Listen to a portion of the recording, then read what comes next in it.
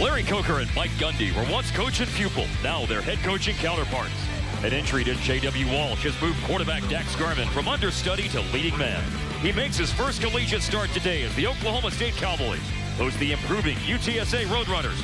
Next on Fox College Football.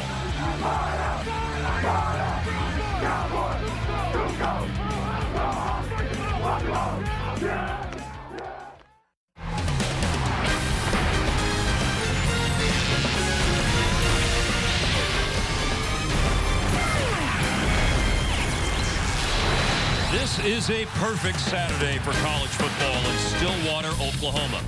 The games are being played. It's still summer, but it almost feels like a bit of fall is in the air. The Cowboy faithful hope they'll be firing those pistols today as the Oklahoma State Cowboys host the UTSA Road Runners. This is Fox College Football live from Boone Pickens Stadium. With Brian Baldinger, I'm Mark Followell. Thanks for tuning in this evening. Brian, we know that UTSA is always unique and they're an improving team. Today they meet Oklahoma State, who we saw last week. Dax Garman made his debut. Now we know he has the keys to drive the car. You know, and he's not the backup anymore. Now he's the starter. He's been waiting 5 years to start a football game, going all the way back to his junior year. What I saw in the 3 quarters of a game he played a week ago was a guy that can really throw the ball. And he's got a lot of confidence in his arm. We call it, he can spin it. But now he made some mistakes last week. He didn't see everything perfectly. But it's his team right now. And if Oklahoma State is going to do anything this year, it's going to be because of his arm. On the other side, for UTSA, they returned 21 starters from a year ago. But Tucker Carter has got to make this go. It is a dynamic offense. A lot of motions, a lot of shifting, a lot of formations. They have a lot of pieces in place to have an upset today. He improved from week 1 to week 2. If he can jump here today and make another improvement in only his 3rd collegiate start, UTSA will be right in this game to the end. Carter is replacing one of the starters who didn't come back in Eric Sosa. Larry Coker and UTSA from Conference USA travel to Stillwater, Oklahoma to meet the Oklahoma State Cowboys, who are 1-1. We'll have the kickoff of Fox College Football coming up next.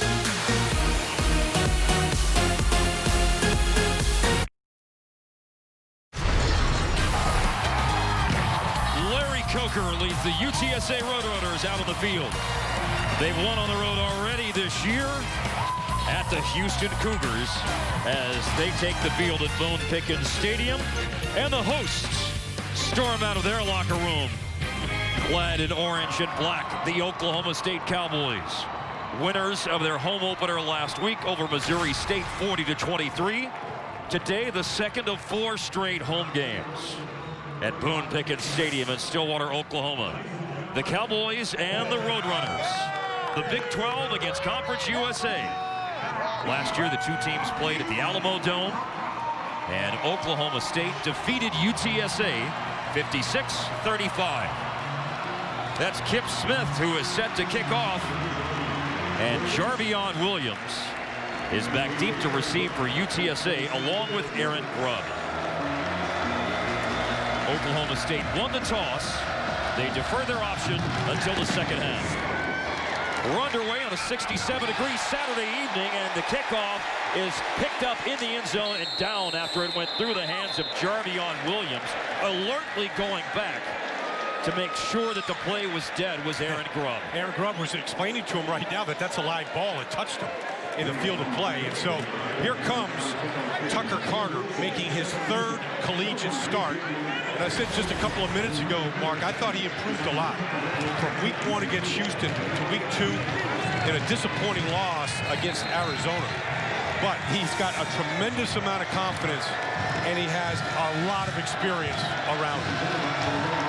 Carter is a senior from Allen and transferred from Trinity Valley Community College. A big hole in the first play of the game. David Glasgow runs through that big hole for a first down after the touchback starts them at the 25. Glasgow picks up 11. And he runs right behind the most senior player on this team, Nate Leonard, the center, starting his 37th straight game. And by the way, that's all the games that have been played in UTSA's history. This is their 37th game as a program. They've won 20, they've lost 16 so far. Now looking for his spots, and Glasgow doesn't find a hold this time. He gets nailed on the first down run by Larry Stevens. Here are the Academy Sports Right Stuff key players for UTSA's offense and Oklahoma State's defense. Well, in your picture is Cam Jones, number 1. They like to get him about 10 or 12 plays today, all different ways. He's their playmaker. And then James Castleman, the defensive tackle, can kind of do a little bit of everything. I think he's their best defensive lineman on a very talented defensive line. Cole Hubble was in motion. Glasgow runs again. This is 2nd down and 10, and Glasgow is able to squeeze forward for a short pickup. Jimmy Bean, who had a sack and a half against Missouri State last week with the tackle. And I think really if Oklahoma State wants to win this game and get ready for conference play beginning next week right here, their defensive line has got to dominate this action. They're capable of doing it. They're 8 deep. They're very talented, but they've got to win in the trenches starting here on this 3rd down. Now UTSA changes up the backfield. The 3rd down back, Jarvion Williams, is in. And a slant pass is dropped. They were looking for Marcellus Mack. Probably would not have been able to pick up the first down even had he caught the ball.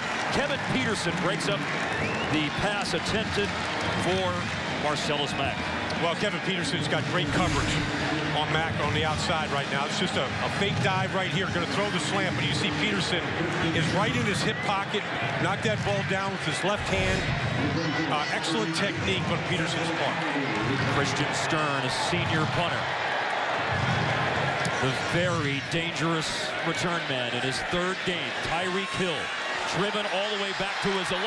It springs forward through a hole. There's a marker down. And so is Tyreek Hill. And then you see something happen after the play. You can clearly see Ramon Richards and Ashad Mabry mixing it up. And there again also was a flag down on the return for the Cowboys, Brian. Well, you mentioned Tyreek Hill. He's touched the ball 33 times so far in 2 games, averaging over 11 yards a touch. During the return, holding. Number 4 of the return team. 10-yard penalty, first down. Wayne Winkler, the referee, calling that hold on the return. Here's the hold. Got to grab it on the jersey on the safety on that play, Mauricio Sanchez. So, good call. 8 officials in the Big 12. Extra set of eyes here in this conference. Dax Garman debuted last week with 244 yards and 2 touchdowns, including an 87-yard bomb to Brandon Shepard. It was his first competitive football in 5 years, and he tries to throw the ball to Tyreek Hill out of the backfield. Everyone's swarming around the ball, but definitely not a lateral. An incomplete pass on the first play of the game for Oklahoma State's offense. And it's really kind of a smart play to try to get Dax Garman into a rhythm. Quick little flare pass to their most explosive player, Tyreek Hill. I think we'll see a lot more of Hill today with Garman making his first collegiate start. In week 1, Hill had 278 all-purpose yards against Florida State, only 101 against Missouri State last week. Delay handoff, they wrap him up. UTSA's defensive line snuffs it out. A transfer from Baylor, from Kingwood, Texas, Robert Singletary led the charge. Well, they have a good defensive line. I mean, last year Oklahoma State put up 56 points on them, but they only gained 90 yards on the ground. They could not run the ball against this front. Now they go to a 30 front, which means 3 down defensive linemen. And they'll play coverage here. Probably drop 8 into coverage. 3rd down and 12. UTSA's defense very good this year on 3rd down. One of the best in the country, as a matter of fact. Ranked 20th. Garman from the goal line steps up, rolls, throws, and drops. Marcel Aitman had a chance to throw a little bit behind him, Brian, but it was a ball that he was able to get hands on. An incompletion and a punt for the end zone. Yeah, well, I mean, it's just a 3-man rush, so there's holes that he can step up on. But you can see, I mean, he's got an open receiver here. And he just throws it a little bit behind Aitman. You like to see Aitman come up with that ball. He's got both hands on it. It's kind of where you want to throw it, away from the defender. But like you mentioned, the Road Runners have been excellent on 3rd down defense this season. And they get off the field there, forcing Kip Smith to punt the ball from the end zone. Line drive. Gets a little bit more air under it now as Kenny Harrison fields at the 43. A lane to run. run into Oklahoma State territory. Splits two defenders, and he's inside the 30. One of the best returns of the year in the punting game for Kenny Harrison for UTSA. Well, he got a little bit of a crease on that return from Kip Smith right here. You can see, you're not going to see a single Oklahoma State player in his vision right here, so he gets a little bit of a lane. This is the type of a play that gets the Road Runners up and going on the sideline. Larry Coker's got to love it.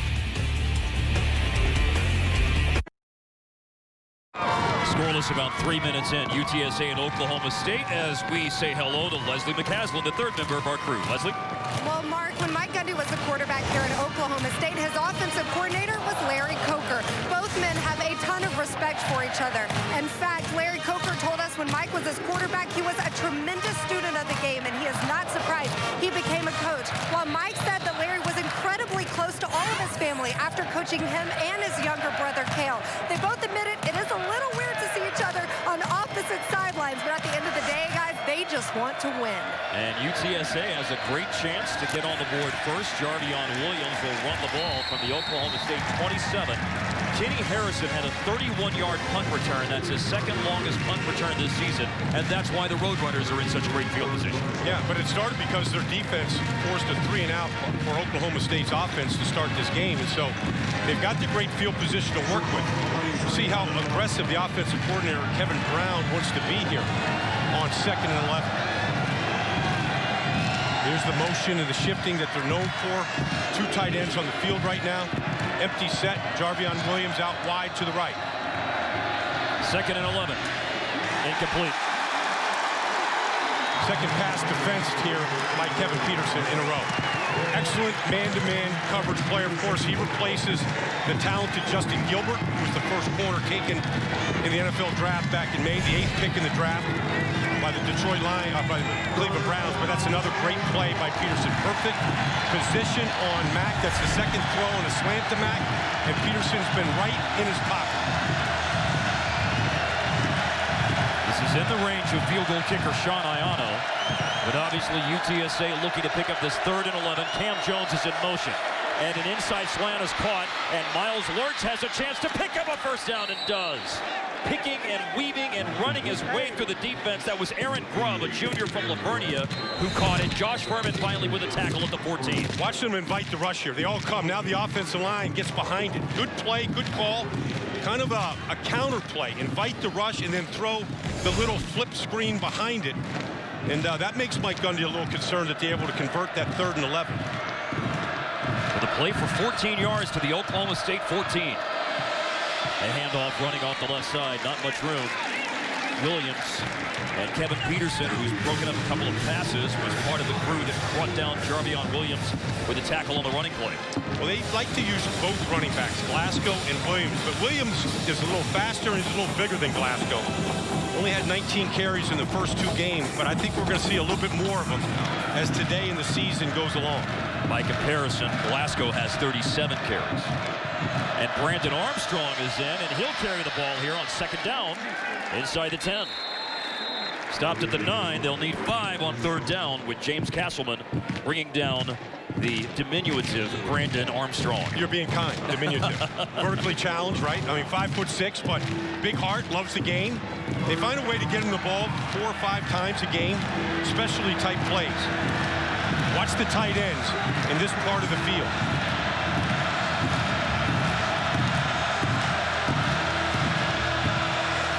It's 3rd and 5. Now Tucker Carter. He's running. He's hit shy of the first down. Ryan looked like a design run. He immediately tucked it under and spread it off to the left side, but came up about 3 yards short. Yeah, it is. I mean, all the action is going to go to the right. Little fake quarterback draw is all it is. Gets a lead block from Glasgow, but nobody picked up Trey Flowers, the safety, that had his eyes on Tucker Carter the entire time. Sean Iano from Pflugerville, a senior. He's made from 26 and 30. He's missed from 25 and 47. The attempt out of the hold of Seth Grubb is 24 yards. UTSA takes the lead. Larry Coker from Okemah, Oklahoma, leading the Road Runners into Oklahoma State, where Dax Garman, in his first collegiate start, will have the ball when we return with UTSA up 3-0 over Oklahoma State. College football is brought to you by Academy Sports and Outdoors. Right stuff, low price every day. And by your local Ford dealer. Visit your local Ford dealer now for great deals during the Built Ford Tough sales events. Walking the dog, making some bratwurst and some hot dogs. The bratwurst. It just makes me hungry right now, Mark. The scenes of college football. It is a great atmosphere here in Stillwater. They had 3 crowds last year at Boone Pickens Stadium of over 59,000. Sean Iano just made the 24-yard field goal, and now he is kicking away and kicking deep through the back of the end zone. A good play by Iano to kick it away from Tyreek Hill, the dangerous returner. And now we look at the Academy Sports and Outdoors right stuff players of the game for Oklahoma State on offense and UTSA's defense. Well, Tyreek Hill is a dynamic player who's just getting started here in his career at Oklahoma State. Tremendous world-class speed. And then on the other side is the senior safety, Tristan Wade, who's got 9 career interceptions. He's maybe the skinniest guy on the field, but maybe the hardest hitter. A fearless player in one of these seniors that make this defense special. It's a 4-2-5 defense. Now Rennie Childs is running for the first time today. Childs with a run from the 25 to the 29. You know, one note on UTSA's defense. Another one of the safeties along with Tristan Wade is Nick Johnston from Coppell, the leading tackler. But a foot injury has him out today. He was a late scratch this morning. So Chase Dahlquist is starting at the safety spot instead of Johnston. And Johnston's their leading tackler so far in the first 2 games. 15 tackles. Play fake. Incomplete to Juan Seals. Garman trying to rifle it to him. Slanting in the middle. Bennett Okacha on coverage. Well, that was a high fastball from Dax Garman right there. And when you have a great arm the way Garman does, sometimes you fall a little too in love with it, but he's got a, it's been a long time since he started a game. He just has to keep himself settled down and under control right now. Last week he went 16 of 26 on his passes. He started this evening 0 for 3. As we told you earlier, UTSA's defense holding opponents to conversions on only 26% of third downs. Heavy pressure, Garman threw the ball way downfield, overthrown. Mauricio Sanchez with a big hit on the pressure, but there's also a marker down along the far sideline. Well, here comes the pressure on the outside from Sanchez. A free runner right to Dax Garman. Pass interference. Defense, number 24. 15-yard penalty. Automatic first down. Darian Starling. A corner from John Tyler. Well, here he is. So, trying to get his hands right there, and he keeps them on too long. And that ball was in the air, and that's why it was the pass interference call. They were trying to throw the ball down the sideline to Chris Lacey, true freshman receiver from DeSoto, Texas. Garman on first down, deflected, and the ball falls out of bounds on the incompletion, with Starling punching it away from the intended receiver. That's a nice makeup. You like to see that. You know, he's a senior now, so mentioned from John Tyler High School in East Texas, but he came right back from that defensive pass interference penalty, makes a play on the ball. Rennie Childs is the running back. He had 2 short touchdown runs against the Missouri State Bears last week. He'll run the ball here, and Ashad Mabry plugs the hole in the middle of the defensive line. Mabry actually signed to play here with the Oklahoma State Cowboys. Started his first year here at Oklahoma State, but then just a couple of weeks into school, went back to San Antonio to be with his mother, who was suffering from some health problems. Well, you know, he's one of the 30 players from San Antonio on this team. 97 Texans on this team, 30 of them right there from the Alamo City. And Ashad Mabry is from San Antonio MacArthur High School. Now dropping back on third down, deep drop, long throw, Garman. Oh, and he's behind the defense. David Clinton caught the ball inside the 20-yard line. At the 16 at UTSA, somehow he got behind the defense for the big play. Well, Andre Brown was the corner on the play, and he just got lost on it. He's off the field now as Oklahoma State's in their hurry up here. no chance to really look at it as they're set and ready to go. Officially 41 yards to the UTSA 17. Running left, Rennie Childs. Well, let's take a look at Glidden here, because he just cuts it loose, but Andre Brown had fallen down on the play. Glidden, who's just slippery, seems like he's always able to get behind defenses because of his ability to move the defender. Moved Andre Brown on that play. And now Ashad Mabry, who we noted a moment ago, is slow to get up, and the training staff from UTSA will look at him. With 7:17 remaining in the first quarter, UTSA with a 24-yard field goal for the only scoring so far. You know, Mabry is banged up here. They're minus Richard Burge today, one of their senior defensive line. Let's go back to the big play here. Here's Andre Brown here. Let's just take a look at the play, because it's a popular route against man coverage. Now, he's in good shape. There he falls. He reached out to grab Glidden. He didn't get a hold of him. And then he's on the ground, and really, to Dax Garman's credit, he sees it all the way. Made the Road Runners pay for that. Oklahoma State 9 of 9 this year when they go inside the red zone. And for the first time this evening, we see Desmond Rowland. Sore ribs kept him out of the game last week against Missouri State. They faked it to Rowland. Garman, incomplete in the back of the end zone. Bounces off the hands of, I believe, Juwan Seals. Yes, it is Seals.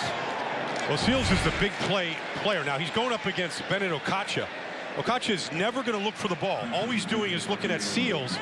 And really, this is almost a mistake here by Okacha. A little better throw. That should have been touchdown. Offense number 58. 10-yard penalty.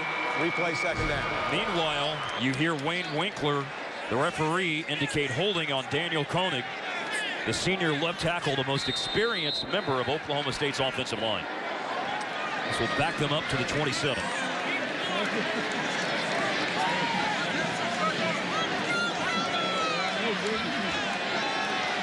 Tyreek Hill in motion.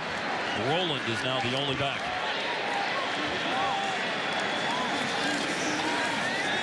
Garman steps up. Garman for the end zone, and another one off the hands of a receiver in the end zone. Chris Lacey could not pull it in. Well, they've got open receivers right now, and Garman is just a little bit off.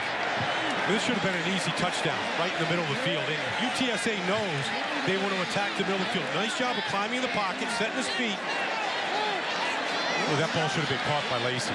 Lacey, just a true freshman out of DeSoto outside of Dallas there, has to catch that ball. Looking back into the sun, maybe. A little bit, maybe. We're going to put a little eyeshadow on there, block it out. From the 15-yard line through the end zone on that end of the field, the only part of the field here at Boone Pickett Stadium still in the sun. Play clock's about to run out. Delay of game, offense. 5-yard penalty, still third down. The nemesis for Oklahoma State, 2 penalties here on this drive after a third down conversion twice. Well, Dax Garman is not a rookie. He's not a freshman. But it is his first start, and that's a mistake right there. Not being able to look at the clock, look where they're at with that, and getting that ball snapped. And so now they're really in a tough situation. They were 9 for 9 in the red zone that you mentioned. And we'll see if they can convert this. 3rd and 25, and again the play clock late as they snap. Now a handoff. Not much room to run on 3rd and a country mile, and it was Hill who carried the ball. Marcus Davenport, a freshman, with the tackle and hold the phone because at the end of the play a flag flew in.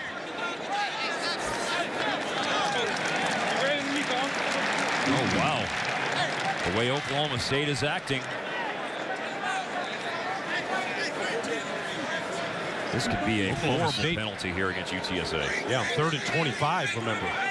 After the play was over, personal foul, unnecessary roughness. Defense number 10.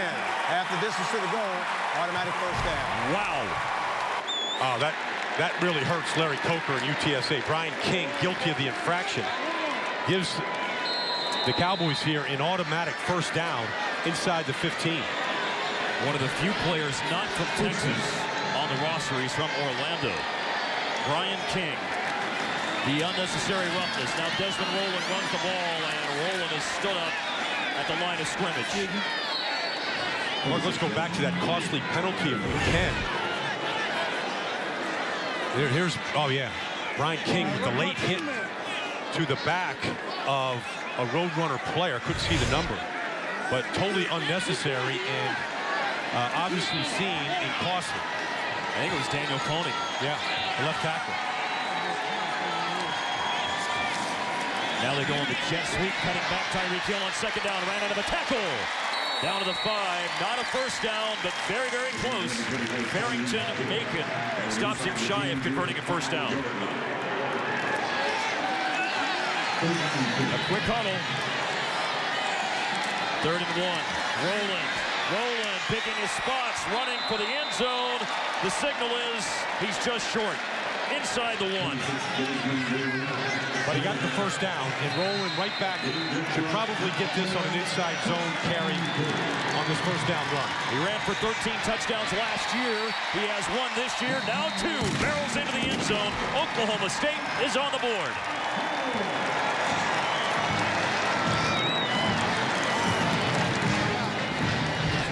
Well, Oklahoma State got a new lease on offense right here with that penalty by Brian King. It's a walk right behind Zach Crabtree and Zach Veach on the right side. I don't think that UTSA ever really got set on that play. UTSA very out of character. Gave up a 3rd down conversion on a long pass on the drive and then had 2 3rd down penalties that sustained the drive for Oklahoma State. The drive ends with Desmond Rowland running in from 1 yard out. Ben Grogan adds the extra point. Rowland and the Cowboys are up 7-3. A 12-play drive for Oklahoma State. Now their offensive line gathers around first-year O-line coach Bob Connolly as Oklahoma State has a 7-3 lead. Desmond Rowland finished that 12-play drive off with a 1-yard run. 75 yards, 3:41 off the clock. Remember, on 3rd and 25, Brian King for UTSA committed a personal foul, a dead ball personal foul that sustained the drive for Oklahoma State. Short pop-up kick. Chip Smith with a short kick. Run by Aaron Grubb. Grubb beyond the 25 to the 27. Today's Cold Hard Facts are brought to you by Frost Brewed, Coors Lights. And we're talking UTSA head coach Larry Coker from Okemah, Oklahoma. He's 66 years old. He played at Northeastern State here in Oklahoma and Tahlequah. And he has been an offensive coordinator at all 3 FBS schools here in Oklahoma. Tulsa, then Oklahoma State, 1983 to 1989. 1990 to 92 at Oklahoma. How about that? All 3 Oklahoma schools right here in the area. Okemah, Oklahoma, as the crow flies, Brian, is 63 miles away from Stillwater. Yeah, I don't think much has changed in between Stillwater and Okemah. From the 27 officially, Carter looking to run. Barely over the line of scrimmage. Might have picked up a yard. Kevin Peterson with a tackle. Larry Coker, as a matter of fact, when he got out of high school, actually tried to walk on here at Oklahoma State, but not to play football. No. But to play basketball for the legendary Hank Ivan. Yeah, how about that? It didn't work out. No, it did not. Yeah, he put the basketball away, went over to Northeastern State, played himself some football, and got started on a great collegiate career. They fake the handoff to the sweeping Brandon Armstrong, kept by Carter, short of the 30. Emmanuel Ogba stopped Carter, the quarterback, on his 2nd straight run. And I said that really that the key to the game here for Oklahoma State is the defensive line. And right now, they're dominating the line of scrimmage. They're not giving up any runs inside. They're controlling the quarterback, and there's been sticky man coverage on the wide receivers of UTSA. And much like UTSA, Oklahoma State has a good 3rd down defense. Look at this. Look at the coverage on the bunch formation outside. Kick to Glasgow. Throw, catch, 35, stretching out to the 37. Close to a first down for Josiah Monroe, with Ryan Simmons making the tackle. And it is spotted short, it would appear. It is short. Kind of like just a bunch package right here. Josiah comes out underneath, a little pivot route. Tries to dance, but can't get past Ryan Simmons, the middle linebacker. And Really, Larry Coker has no choice in this part of the field but to punt this ball away. Ryan Simmons has had 7 tackles in each of the first 2 games. A junior from the San Antonio area, by the way, from Cibolo. And they're setting up a return for the dangerous Tyreek Hill. See how they deal with him on this punt. 20 yards per return on kickoffs and 23 yards per return on punts. But he has to call a fair catch, make it over the shoulder, and they'll have it at the 15 as Oklahoma State, with a touchdown drive a moment ago, has the lead at home against UTSA. It's 7-3 Cowboys. Oklahoma State leading UTSA 73 here in the first quarter in Stillwater. Well, the Cowboys' offensive line is very inexperienced. The center, the right guard, and the right tackle coming into this season had to combine just 2 starts. They are very vulnerable because of that inexperience. In fact, so is Dax Garman in his first start. Mike Gundy told us if UTSA's defense comes at him and challenges him like he expected him to, it's going to be a long day for his offensive line. And so far, guys, they are doing just that. A little help on the offensive line here, Leslie, with Blake Jarwin at tight end. Desmond Rowland, a big hit delivered by the running back. He bounces off with that outside the 20 on the first down run. And Rowland missed last week's game against Missouri State because of a rib injury. Rib cartilage, rib. He's back. He's not 100% yet, but they need his power and his ability after contact to run the ball. Quick pass. There's Jarwin, the tight end. Oh, bounced on the tackle at the 35 and rumbles out near the 40. Chase Dahlquist finally stops him. 2:48 to play first quarter. And sometimes when Garman throws the ball off that play action like he just did, the ball just rifles into the receiver's gut. Sophomore from Tuttle, Oklahoma, Blake Jarwin, a 17-yard catch. And then bouncing and spinning off a tackle was Desmond Rowland on a running play for the 39. He's able to take it outside the 45 before Cody Rogers brings him down after an 8-yard gain. Well, Rowland just gives him an extra element here at the running back position, just a more physical presence, a guy that can break tackles like he just has on his last 2 runs. He's 6'2", 210 pounds from Lake Highlands High School in the Dallas area.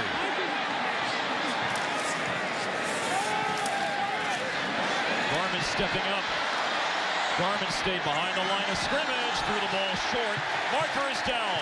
Another pass interference penalty is coming in here, it would appear, against UTSA. Bennett Okacha will pick this one up. Darian Starling did earlier. Pass interference. Defense number 21. 15-yard penalty. Automatic first down. And these corners are not looking back for the football right here. Okacha is blind. He's running right into Robinson on the play. I mean, it's a blatant call. Ball in the air. Robinson is not allowed to adjust to it. His corners have got to look back for the football. Otherwise, they're going to be more interference penalties before the day's over for them. UTSA averages 10 penalties per game. They already have 3, and they've all turned into Oklahoma State first downs. A pitch here to get Tyreek Hill in space, and Bennett Okacha, who was just called for the penalty, wrestles down Tyreek Hill on the run, a gain of 4. Well, they're just trying to get Hill the ball in a lot of different ways. He's going to become a better back as he learns how to use his speed better. Just being able to change speeds and shifting a little bit on the outside, setting his defenders up. Fake to Hill. Garman floats up a quick pass. James Washington hauls it in for the touchdown for Oklahoma State.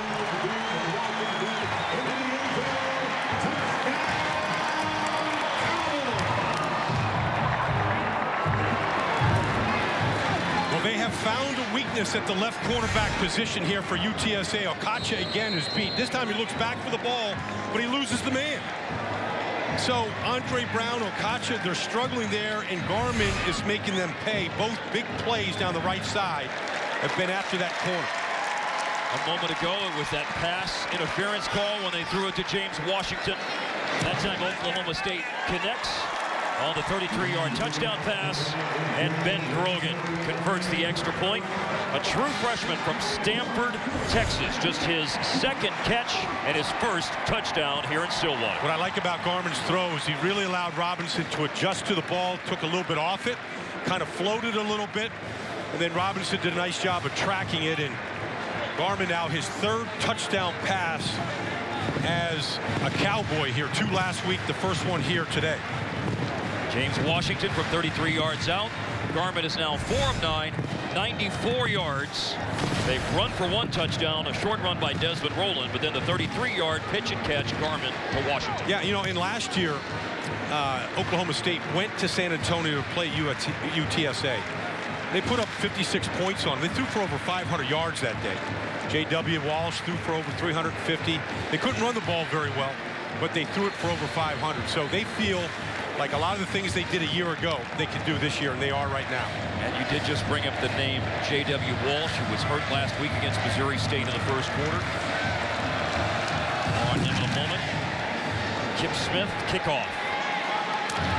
Jardion Williams running the ball out. Jardion Williams in a little bit of a lane, and that lane closes just outside the 20 with Chris Lacey on the tackle. Walsh is having to watch for the foreseeable future. You know, Mike Gundy told us yesterday that they were a little optimistic when they first saw, as he's high atop Boone Pickens Stadium. That's way up there. He probably never thought he would be watching a game all alone up there, but he just had surgery this week. He's on crutches. He's on his social media right now. Probably people tuning in that he just saw him up on the roof. Option, Carter pitches. Oh, this is big trouble for UTSA. Down goes Brandon Armstrong with a loss inside the 20. Larry Stevens, the senior safety from Houston, brings him down. And the speed right now of Oklahoma State is suffocating this offense of the Road Runners. The linebackers are playing at about 3 yards deep. Castleman right there is getting penetration. And so they haven't been able to run the ball. And then when Tucker Carter wants to throw it, they've been playing press man coverage on the outside against the receivers and not letting them really get much room of separation. After the loss, 2nd and 14, Carter delivers a pass right on the money to Aaron Grubb, and back to the place where this drive originally started before the loss on 1st down. Josh Furman, the tackle. Well, they can't get any big plays down the field. The defensive line pass rush is on Carter, and then the coverage on the back end has been stifled. That it has. Now Larry Coker running up the sideline, wants a timeout. He doesn't want this game to get away from him here before the end of this first quarter. And that first quarter is about to end, just 21 seconds away. I mean, Larry Coker's been coaching long enough. Obviously coached here in Stillwater. Coached a lot of great players here with Mike Gundy. Obviously, the Barry Sanders, one of the greatest years in the history of college football. He was his coordinator. Thurman Thomas. Mike Gundy was his quarterback here at Oklahoma State. Go back to Mike Gundy at quarterback here. Extending a play, throwing a touchdown pass. This looks like it's against Wyoming. How about that? In Laramie. Maybe. Big Sky Country. Had a great receiver to throw the ball to in Hartley Dykes. Yeah, you'll see him right here. Former first-round pick. Yeah, they had dynamic offenses here under Larry Coker and some great players. Obviously, Barry Sanders and Thurman Thomas sit in the Hall of Fame.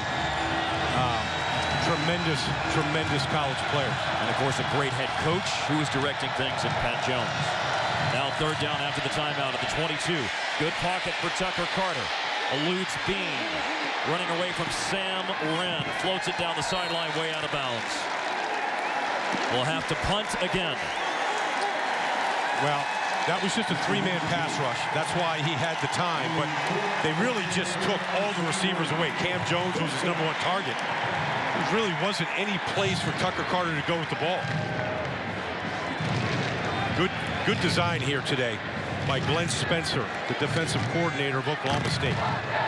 They had a great defense last season. Glenn Spencer, in his first year as the defensive coordinator last year, they only allowed 21.5 points a game. Their best scoring defense here at Oklahoma State since 1997.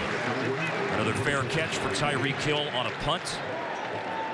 And Oklahoma State will be starting at their own 37 with 4 seconds remaining in the first quarter. Now for UTSA, I mean, they won the first game of the year at Houston. They took the ball away from the Cougars 6 times in that game. 4 interceptions, 2 recoveries. And that's what this group right now has got to be thinking about. They've got to change the field position and change the momentum. And takeaways on defense is the quickest way to do it. Perhaps the biggest play of the first quarter was the personal foul on Brian King that sustained a drive for Oklahoma State after they had stopped in what was going to be fairly long field goal range.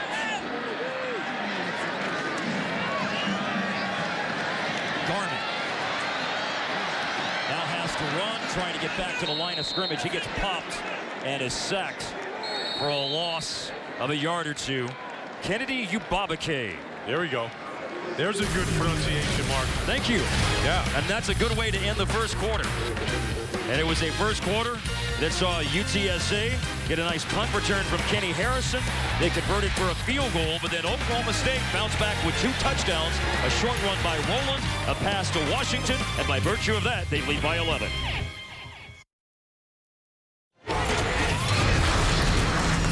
Fox College football from Stillwater, Oklahoma, Boone Pickens Stadium. Mark Followill, Brian Baldinger, Leslie McCaslin, Oklahoma State 14, UTSA 3. The final play of the first quarter was a sack for a loss of a yard by the UTSA defense. Kennedy Ubabake. And now Dax Garman with a diamond formation in the backfield. Handing the ball off and a downhill run for Desmond Rowland. Outside to the 40, picked up 4. So third down now for Oklahoma State, and really it's been the problem down for the Road Runners today as they've been guilty of some holding calls, pass interference, and really a personal contact call that led to first downs. We'll see what Dax Garman does against a pretty fierce pass rush. Oklahoma State had 7 first downs in the first quarter, but 3 of them were courtesy of UTSA penalties. This is 3rd and 7. And there is Garman showing off the arm strength as he looks for Jawan Seals. Incompletion. No marker is down. Trevor Baker, who's in today at corner for the injured Crosby Adams on the coverage. They keep going down the right side. This one to Seals. Does a good job of avoiding the rush and just unloading it here. Again, another UTSA corner, not looking back for the ball. This is going to be a problem area. If I was Oklahoma State, I would keep going down the right side no matter what corner is there. That's the 3rd different corner playing over there against the right outside of Oklahoma State's offense. Kip Smith is averaging 37 yards on punts in the first 2 games. Kenny Harrison, that is, fields this one at the 10, trying to bounce outside, fumble. Or is he down? The officials say that Kenny Harrison, who had a 31-yard punt return that put UTSA in field goal range earlier in the game, they say he's down. The runner was down before the ball came loose. First down, UTSA. First down for the Road Runners, but in poor field position. Let's look at the replay. He is elbow's down. Elbow was down, and then the ball came out. So UTSA will have to start on their own 12. Oklahoma State up 14-3 at home. Here in Stillwater, UTSA has only mounted 41 yards of offense. Let's see what the remedy is to get their offense going here. They're in poor field position and down in the noise around the paddle people. From their own 12, Carter, down he goes. Under pressure, Josh Furman chases him down from behind for the sack for Oklahoma State. well, that's just the speed of Oklahoma State right there. Forcing Carter up on the pocket because no receivers were open, and then chasing him down. And Furman, the transfer from Michigan right here, just comes up from the outside after rushing the quarterback, doubles back. Time I watched this Josh Furman play, he's a graduate right now, graduated Michigan. He's got 1 more year eligibility, and I think Oklahoma State is happy he decided to come to Stillwater. Only 3 starts in his time at Michigan. He's been a starter in 3 games so far for Oklahoma State. And a pass is complete. And they find a tight end, Cole Hubble, senior from Bandera, with his 2nd catch of the season. Well, you know, Oklahoma State, defensively, they play a boundary corner, which is Peterson, and they play a field corner, which is Ashton Lampkin. And that boundary corner, Peterson, he locks up on the receiver. He takes him out of the game. Presses him, got good technique, and so really that tight end Hubble might be the only guy open sometimes. I mean, here it is. Here's Peterson up at the top, press coverage on his receiver, not going to let him off the line of scrimmage. Now Carter throwing, and again, they find the man sitting down on the route.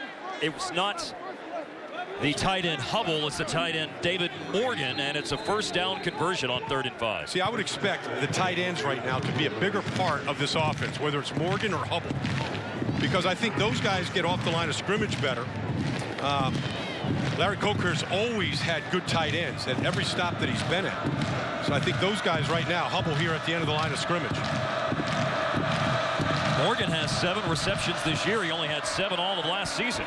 David Glasgow, inside handoff, and there is Glasgow churning outside the 30. Nice run for David Glasgow to pick up 7. Now, you were saying Larry Coker's had many great tight ends. Well, he had 4 of them at the University of Miami.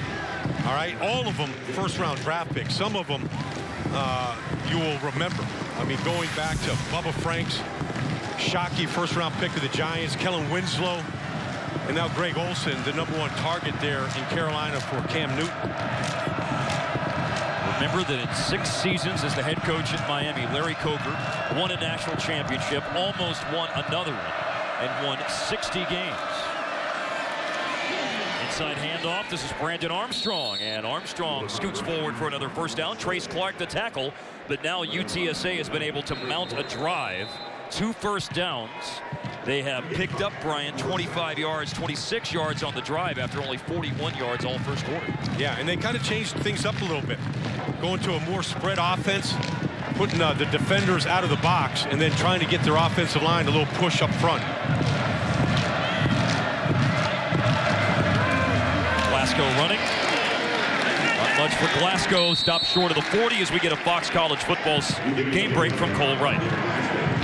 To Indy we go. Notre Dame and Purdue. First quarter, Everett Golson and William Fuller clearly on the same page. 6-yard house call. Irish up early, 7-zip. We'll get you back to the action in Stillwater. Gentlemen, take it away. Cole, we've got a 14-3 Oklahoma State lead. UTSA is driven from their own 12 to the 40.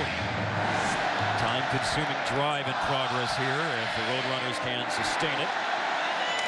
Carter steps up. He's already been sacked once on the drive, but he's able to scramble for positive yardage here. The ball will move from the 40 out to the 44 on the run, running for his life. Tucker Carter with Ryan Simmons bringing him down. Yeah, pretty good movement by Carter there to keep that play alive. There is a lot of speed, though. I mean, that Ryan Simmons, if you want to find the football, find out where Ryan Simmons is at the end of the play. He always gets to the ball. Makeable 3rd down. UTSA needs 4. Their 3rd down back is Jarvion Williams. Jordan Stearns on a safety blitz and a quick pass, and it's incomplete. That was a good throw by Tucker Carter here to look like Cam Jones, but Stevens, the safety, hit him simultaneous and knocked that ball loose. But really, Carter throws his ball right where it needs to be thrown, on a rope, right in the hands of Cam Jones, and there's Stevens putting his hat right on the ball. Beautiful throw. That's a nice job. Nice job by Stevens. And Peterson on the backside. Really close to a catch and a fumble, but it was incomplete. Christian Stern, the punt. And running up to field it, and did he maintain possession? Let's see here. Tyreek Hill called for a fair catch, and he is up off the bottom of the pile with the ball. Tyreek Hill, the big play threat. We saw it in the opening week against Florida State, and he had some nice plays against Missouri State last week as well. More about the JUCO transfer for the Cowboys coming up next. 11-point lead for the Oklahoma State Cowboys at home against UTSA. A moment ago, Tyreek Hill nearly muffed a punt. He's in the backfield here today. 402 all-purpose yards this year, only 23 today. His 200-meter time, his personal best of 20.14. You see how it compares with a lot of other very good college football players from years past. He's in the backfield, has a chance to run this between the tackles. No, this is Reddy Childs, beg your pardon. Reddy Childs on the run.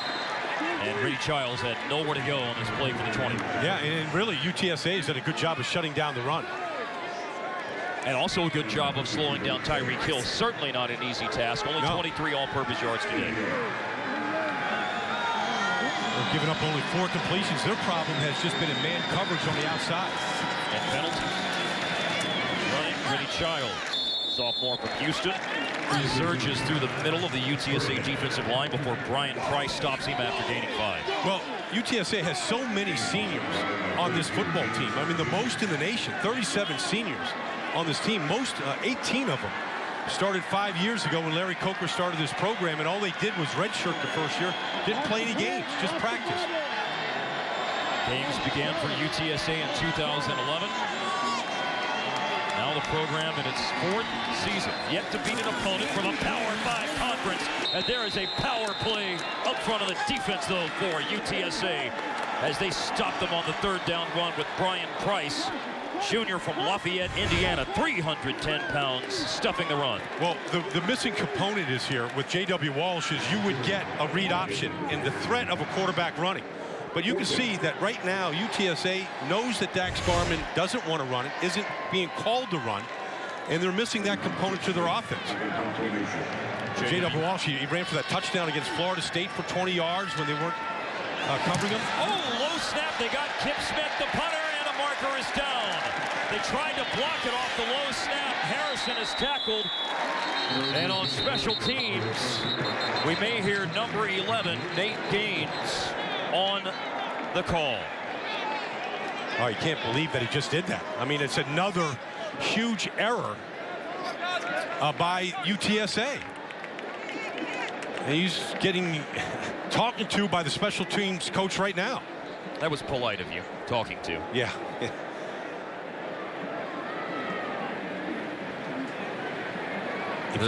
If you're going to go that far, you've got to get a piece of the ball.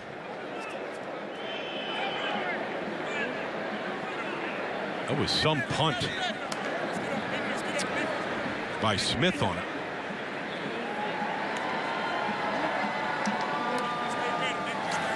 Running into the kicker, receiving team number 37.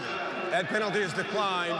1st down, UTSA. So it was only going to be the 5-yard running into the kicker penalty, would not have resulted in a 1st down. Penalty declined, and UTSA will have the ball. After a timeout on the field, it got to the punter, but it doesn't cost the Road Runners. They'll have the ball when we return. At Boone-Pickens Stadium, Fox College football tonight from the Big 12, Oklahoma State against Conference USA foe UTSA. Last year, Oklahoma State won at the Alamo Dome 56-35. Both teams are 1-1 this season. UTSA played last Thursday, losing at home in a thrilling game. Arizona beat them 26-23. For the 23, and now Carter will flip the ball in an end around here to Cam Jones, and Ryan Simmons is all over it for a loss. Well, they tried to do a little misdirection on Ryan Simmons, the talented middle linebacker. But watch Simmons here. He's going to go this way and watch him double back here. He's going to read this right away. He sees him now. Watch him put his left foot in the ground. Now he comes in and chases. Cam Jones, probably the most electric offensive player, but really Simmons is a disciplined player. His eyes are in the right spot. He's a difficult guy to fool in. Now you see again, 2-man in motion moving. Jarvion Williams in the backfield. Jones lost a yard. Carter is in trouble and will just fling it. Did he get out of the tackle box? We'll see. 3rd down and 11 coming up as we get a report from Leslie McCaslin. Well, Brian, you mentioned those 37 seniors for UTSA. They have a lot of experience, but right now they just look extremely frustrated. In fact, during the break, Larry Coker walked over to some of the guys on special teams and on his offense, tapping them on the helmet, hitting them in the chest, trying to get them pumped up and give them some reassurance before the offense got back out there.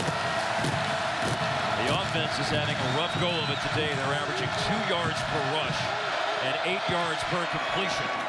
And that will be an incompletion. Even had he caught it, it would have been 8 yards when they needed 11 as they were throwing to Kerry Thomas. Well, I mean, I think the best player on the field today has been the corner from Oklahoma State, Kevin Peterson. They have tested him. That time, they caught the ball out of bounds. He's been all over it. Press coverage, not letting anything get behind him, keeping it in front of him, and breaking up a number of pass plays. And the breakup of that pass play puts UTSA in a punting situation, 4th and 11. High kick. Good roll. Picked up by Hill, and down he goes. Tried to maintain his footing and break a big play on the return, but nothing doing. The deep snapper, Jesse Madrano, got down there for the stop. Here in Stillwater, they're banging the drum and the paddle people are doing their thing. The Cowboys up 14-3. Fox College Football is brought to you by Bank of America. By Quicken Loans for a mortgage experience that's engineered to amaze. And by Whataburger. Get your day started in Whataburger with a new jalapeno cheddar biscuit.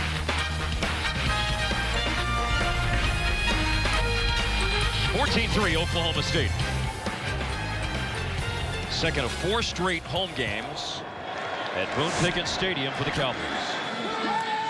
Garman is 4 of 10 today. He's throwing deep from his own 30. A jump ball. He's trying to find Brandon Shepard, his favorite target from last week, who had 131 receiving yards, but could not link up with Shepard as Andre Brown was on the coverage. Hey, he aired this one out, too. This is almost 60 yards in the air. Again, these corners do not look back for the ball. I mean, that's an interference call. I mean, he's grabbing Shepard's arm right there. They could have easily thrown another flag, that time on Andre Brown. Now Garman is 4 of 11. Cut back. As we run outside the 30 to the 32, just a short gain for Oklahoma State. This UTSA defense now, they've been tough. I mean, they've given up, they haven't let Tyreek Hill get out loose. I mean, just a couple weeks ago against Florida State, he looked like he was going to be really something special, and he's a little banged up on that last play as he got crunched by the Road Runners. You're going to see just a couple guys pulling out here. Grisby, the left guard, pulling. For the backside, though, Singletary. Yeah, Singletary chasing him down, and what Larry Coker said. And Neil Netherly, he thought that he's their best NFL prospect, Singletary. His ability to rush the passer and chase down like that. You saw 42 Jens Jeters, 52 Blake Terry, a couple of linebackers who were very fired up after the tackle. Tyreek Hill. But he came in today with 33 touches. Right. On the season so far, in all phases of the game. Kickoff return, punt return, and Mike Gundy told us he would like to limit to him about 20 a game. He's under that. Right now, he doesn't want him to take that kind of a pounding. Great track speed, but he said he loves the game of football. Been playing since he was 4 years old. He's trying to find a little hole right here, and he just gets crunched by 4 different defenders. Singletary ran him down. Jeters delivered a big wallop. Now 3rd and long. Throwing blitz. I think he took too long. Well, we got a timeout here. Timeout by UTSA. Dahlquist and Sanchez, a couple of safeties, were lurking on that blitz that you talked about, Brian. Dax Garman, of course, making his first start tonight. Now, when we talked to Mike Gundy about the J.W. Walsh injury situation, he said at first they were a little bit optimistic because there was no broken bone in his right foot. But once they had a CAT scan, it showed a soft tissue problem. And the problems, because of that soft tissue injury, necessitated that it be repaired surgically. And so he said yesterday that it could be 6, it could be 8 weeks, depending on his rehab. But let's remind everyone, as you see a highlight of the injury from last week. First quarter. Yeah. Just one of those runs that J.W. has been doing here for 3 years. Just gets that right foot caught right there underneath the defender. And that foot stretched, the muscles stretched in it. Little surgery. He was on crutches during the game a week ago. The sidelines are just simply too tight here to take a chance with a player that just had surgery. He's on crutches, so he's in the safest place, I think, up there on the roof here of Boone Pickens Stadium. A very tough customer who was pronounced out for the year on October 20th, 2012 after an injury, and played just under a month later on November 17th. Garman faked it to Rowland. Garman showing off the arm strength, and it's an incomplete pass. Deep down the field at the UTSA 30. They could not find Brandon Shepard again on a deep ball with Bennett Okacha on the coverage. Well, I mean, it's right now, it's just feast or famine for Dax Garman. It's either a big play, okay, either because of penalty or a catch, or it's an incompletion. I mean, nothing really short in the middle of the field from this offense right now. Bennett Okacha transferred to UTSA after a redshirt year at Oklahoma. Now, Kip Smith was run into on the last punt. That's the second straight 3-and-out for Oklahoma State. They got a nice punt away there to Kenny Harrison at the 20, lowers his head.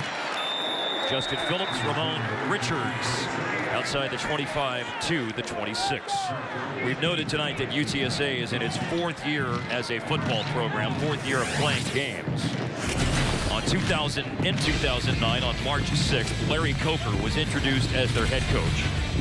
Their first game set an NCAA startup program attendance record against Northeastern State, 56,000. They were an FCS independent in 2011 with 4-6. In the WAC in 2012 and a probation year in FBS.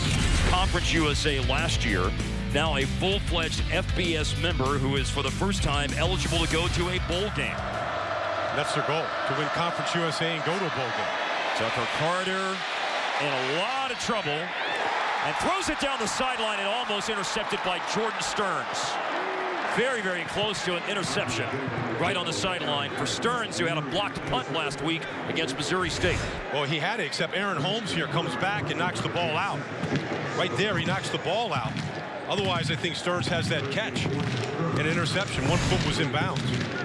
Nice job by Aaron Holmes to save that interception. Oklahoma State has not forced a turnover since a couple of interceptions against Florida State. Seth Jacobs had one. Ashton Lampkin had another. Out of the backfield, a catch by Brandon Armstrong ahead of steam. The little guy is able to absorb a hit, spin for an extra yard after the first contact. A couple good blocks on the outside that time to give him a little bit of a gain. One of the few gains in the passing game here today for him. Cam Jones back in the game. 6 completed passes out of 13 attempts today for UTSA and 5 punts so far.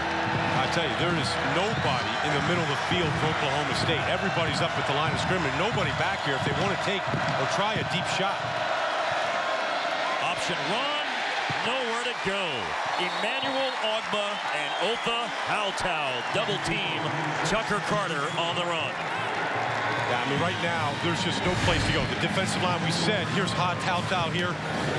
And inside right now does a good job of just forcing Ogba on the outside, is unblocked.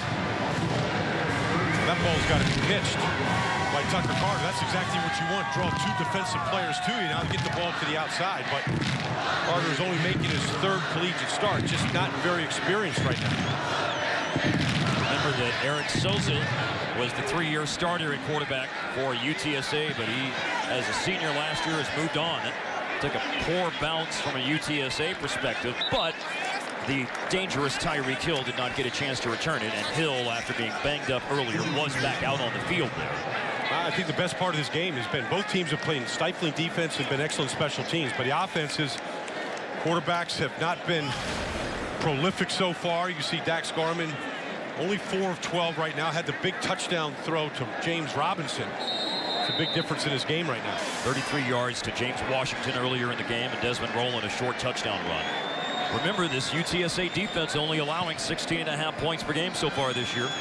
33rd in the nation, 2nd in Conference USA. Garman built it as he throws, hung in there and threw it, and the pass is caught down the sideline by Oklahoma State, by Juwan Seals. Well, I mean, this is really the whole game plan right now. Go after the left corner of UTSA. That time it was Okacha, it's been Andre Brown, it's been Baker. They put 3 different corners out there today. After the 32-yard pass play, Desmond Rowland running, and he stands up, he bounces out, and he has a first down. Tough run by Desmond Rowland. Desmond Rowland's got to pick up his mouthpiece. He got jarred right out of his mouth on that hit by the Road Runners to finish that run. The run was 13 yards for Rowland. They don't go away from the success. They give it to him again, and he's pushing the pile down the field. Rowland gains 5. Well, he's been the best runner today, and you could see what a difference his size makes.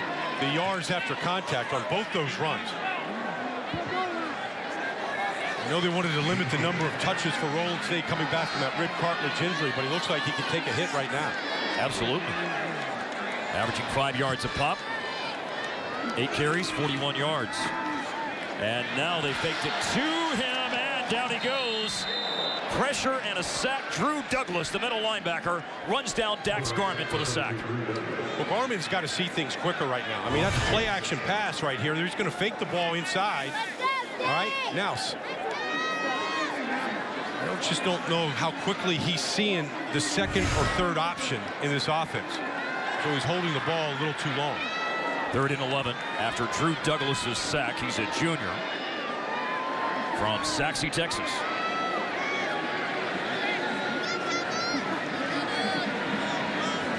From the 18. Garman hit low as he throws it into the end zone. Did Brandon Shepard pull it in? He did.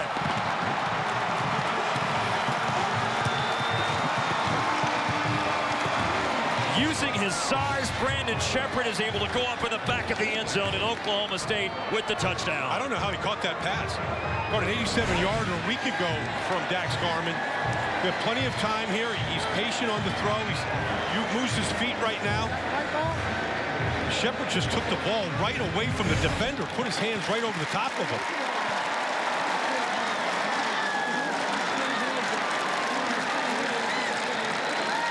Brandon Shepard, that is his 4th career receiving touchdown. Had one last week, 87 yards, the 2nd longest pass play in Oklahoma State history. Then Grogan perfect on extra points. 21-3 is the lead with 2:27 left in the half. Well, one thing about Garman, he's not afraid to put the ball up and let his receiver go get it. This is what he's going to do right here. I mean, he doesn't even see this completion as he gets taken to the ground. But watch Shepard right here. Again, it's Okacha. He does not look back for the ball. We have seen this all afternoon from him. That's just great concentration by Shepard. He knows that Okacha's not looking at it, and so he's going to take it right away from him. That's a nice throw by Garman as he's being taken to the ground by Singletary. And Shepard, it's a great job of concentration. Lydon will get in on the celebration.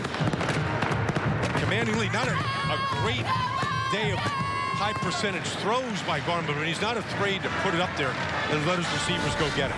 And you've got a 6'1", 195-pound receiver from St. Louis and Brandon Shepard. And talking with Mike Gundy yesterday, that's one of the things that he pointed out about Shepard is that he's got some speed and he's got some size, so he can go up and catch a pass just like that. And let's face it, I mean, you can practice all you want, and this week, Dax Garman got a chance to be the starting quarterback at about 80% of the reps, but there's nothing like the game tempo to start getting comfortable and working on your craft. Pop-up kick fielded. Aaron Grubb from Kip Smith's short kick. And make that the tight end. That was David Morgan, Cole Hubble on that short return. 2:23 to go in the 2nd quarter. Well, Tucker Carter has got to try and get his team on the board here before halftime if UTSA is going to stay in this game. And I just think that there's some opportunities in the middle of the field to go deep. Now, how they get there, I'm not exactly sure. Play action pass, some trickery, but I would take a shot in the middle of the field. Looks like that's what Carter was thinking about, but there wasn't a shot to take. He ends up scrambling and back to the line of scrimmage. Jimmy Bean is there. So is Ogba. Yeah. Short gain. Just a 4-man rush, and Bean, Ogba, Hattau out there right now, Castleman. They've been able to get enough pressure on them without any kind of a blitz. The defensive line that Mike Gundy told us last week might be the best he's had here at OSU. Incomplete. Out of the left side for Aaron Grubb. Yeah, but again, that throw is a 4-yard out. Even if Grubb can catch it, you're down on the ground diving for it. Still nothing down the field. 1.8 yards per rush for UTSA, and yards per pass attempt for UTSA is about 3.3. It's what you basically call a dominant performance by this Oklahoma State defense. And now a timeout. Called by the Road Runners. Stick around at halftime. Rob Stone, Joel Klatt, and Dave Wanstead are in the studio. And among the subjects on the agenda, The East Carolina Pirates pulled a big upset in Blacksburg, Virginia today. And then also from the Big 12, a thrilling game between the West Virginia Mountaineers and the Maryland Terrapins out of the Big 10. And the Mountaineers win. Mountaineers 2-1 right now. Big win. A late field goal to clinch that victory. Watching the end of that game. And Larry Coker right here after the timeout. Seeing if he can dial up a play. Kevin Brown, his offensive coordinator, trying to answer the score that Brandon Shepard just put up on the board for Oklahoma State. The defensive coordinator, by the way, for UTSA is Neil Nethery.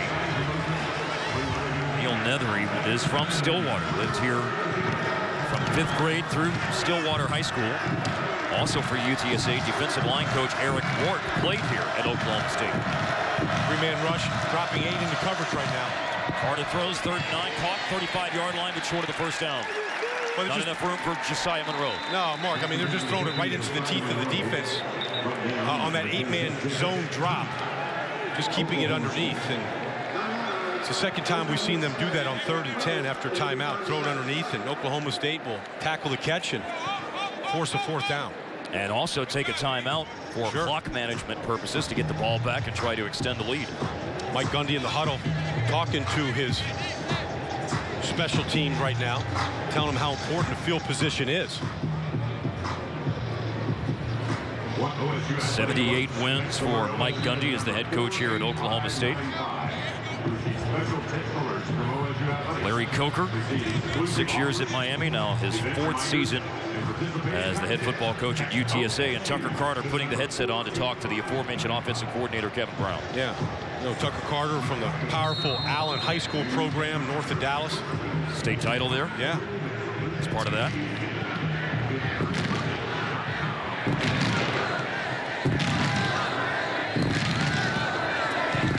Christian Stern getting a workout in the first half. Tyreek Hill has a chance to return, hesitates, and then they're all over him. Blake Terry was the first person to hit Tyreek Hill after a minimal return. He's limping. Something's not right there for Tyreek Hill. Well, we saw him the last time he carried the ball. He had that ankle rolled up on. Got up limping, and you can see he's not healthy right now. Probably limit the number of touches here, get him looked at here. I don't think he wants to come out of the game. No.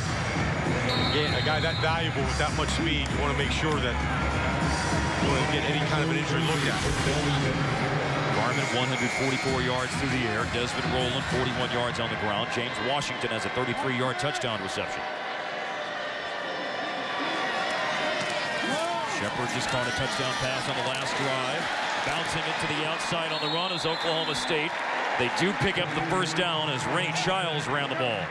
One thing been missing from this team today is just the hyper-fast tempo that they're now running here with under 1:30 to go. But we haven't seen much of this from Dax Garman in the offense. Still 2 timeouts. And again, the deep ball, and he spins this one. Put some heat on it, tried to float it down to Marcel Aitman, unable to do so with coverage from Trevor Baker. Yeah, I just think there's some opportunities underneath for Garman to get some completions. Those are low percentage throws that he's been putting up throughout much of this afternoon.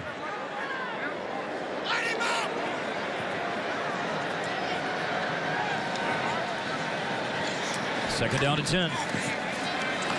Garman to step up, down he goes, got sacked. Not a big loss, but it is a sack. Jason Neal with his 3rd sack this season, junior from Flower Mound Marcus High School. Yeah, good player.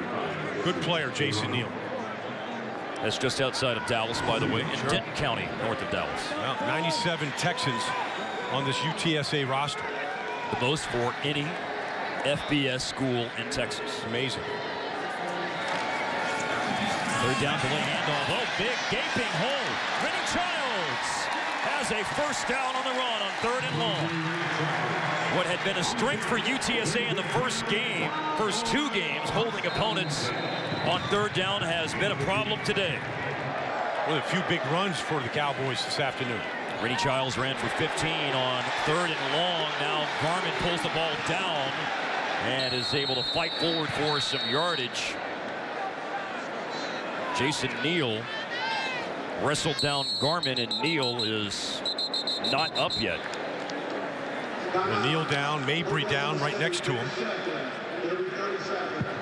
Mabry, as we noted earlier, as a player that signed at Oklahoma State. Watch Glidden down the middle. I was saying that there's some open receivers now. He's got the hand up. Nobody's covering.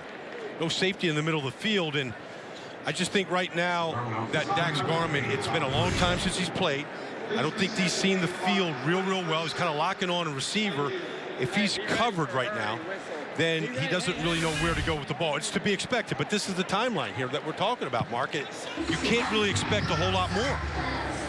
2009, his junior year of high school, he did play at Jones High School in suburban Oklahoma City.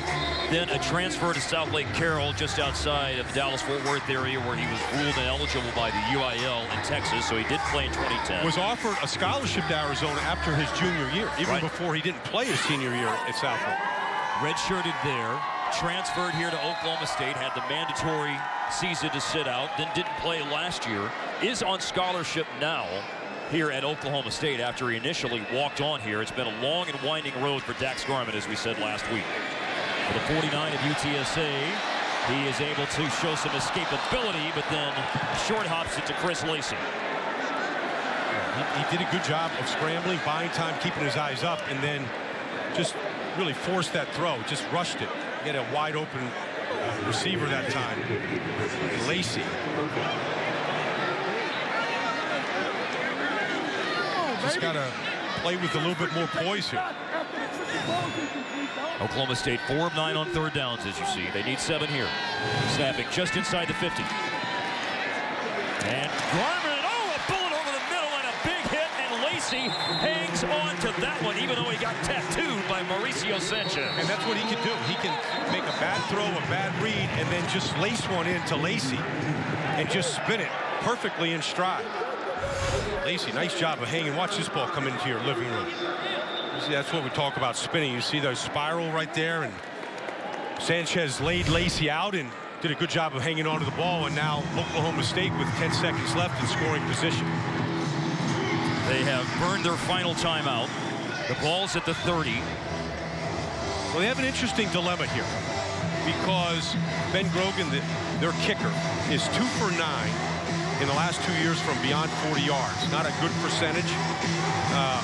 And so do you take one more shot to the sidelines and get out of bounds and give Grogan a little bit a closer kick, or do you kick it now? He went 4 for 6 on field goal attempts last week, but he missed from 46 and 51. His longest field goal he's made at Oklahoma State is 41. They're going to... Said he worked on his run-up and specifically involving his plant foot this week.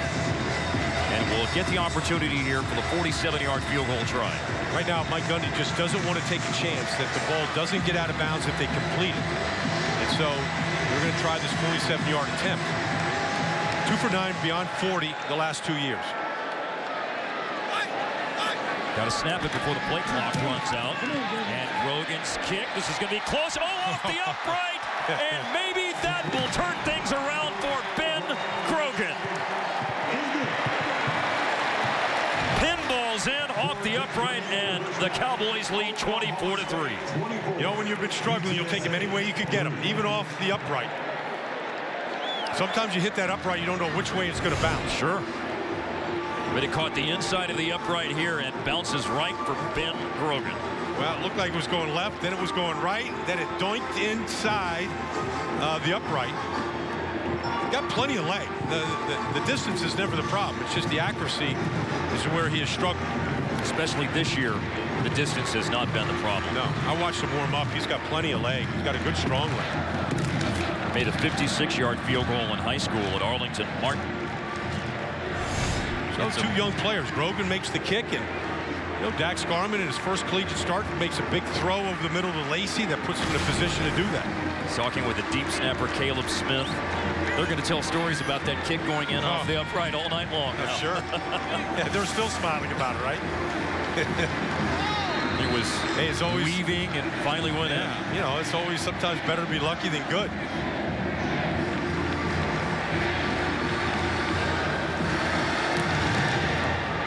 drive kick. Kip Smith on a bounce. Jarvion Williams. And that will run out the first half. Oklahoma State scores at the end of the first half and will have the ball to start the second half. Ben Grogan's 47-yard field goal ending the scoring. There were 2 touchdown passes for Dax Garman, 1 to James Washington, 1 to Brandon Shepard, and also a short touchdown run for Desmond Rowland in the first half. And so by virtue of that, it's 24-3. Oklahoma State leads. Leslie McCaslin with their head coach Mike Gundy. Well, Coach, it's been a long time since Dax started a game. What do you think of his first half? Well, I thought he played very average. We're not running the ball very well, so that puts a lot more pressure on the quarterback. Defense is playing good, but we certainly got to come out and play well in the second half. They played really good in the second half early in the year. Defensively, holding them to just 33 yards rushing in the first half. What's been the key? Well, definitely stopping the running game, and we've had some good tackling. There's times that we fit up in the gap and really haven't missed a lot of tackles. All right, thanks, Coach. Good luck in the second half. Mark? Thank you, Leslie. Thank you, Mike Gundy. First half is in the books here at Boone Pickens Stadium in Stillwater. Oklahoma State able to celebrate 3 touchdowns. Rowland and Washington and Shepard. And the defense has been in lockdown mode at the half.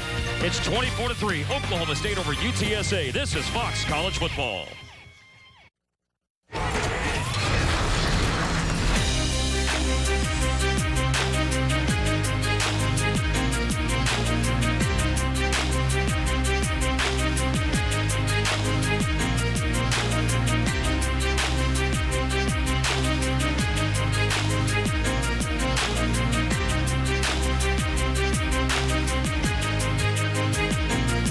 In Stillwater, it's halftime at Boone Pickens Stadium.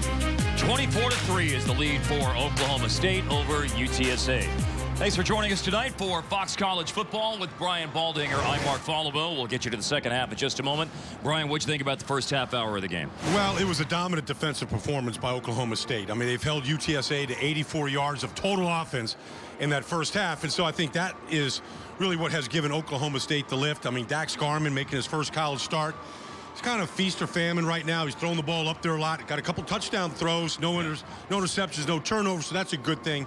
But I think that this is a process for him. I mean, it's the first game in 5 years that he started, so he needs to see the field a little bit better. Well, as we look at the highlights, you'll see some of what they might call in golf the hit it and hope strategy. He is throwing a lot of long passes, but Oklahoma State pulling down their fair share. Well, David Glidden here, you know, the defender, Andre Brown, falls down, and he goes up top to James Robinson right here. The defender is looking back for the ball. They've been going after the left corner of UTSA all day, and of course, Brandon Shepard with a great individual effort to take that ball right away from a defender. Now, look, but this is the story right here. It's been a suffocating defense throughout the day. Ryan Simmons, the middle linebacker, has been all over the field. Really not many places for Tucker Carter to throw the ball as he's been chased by Sam Wren on that throw right here.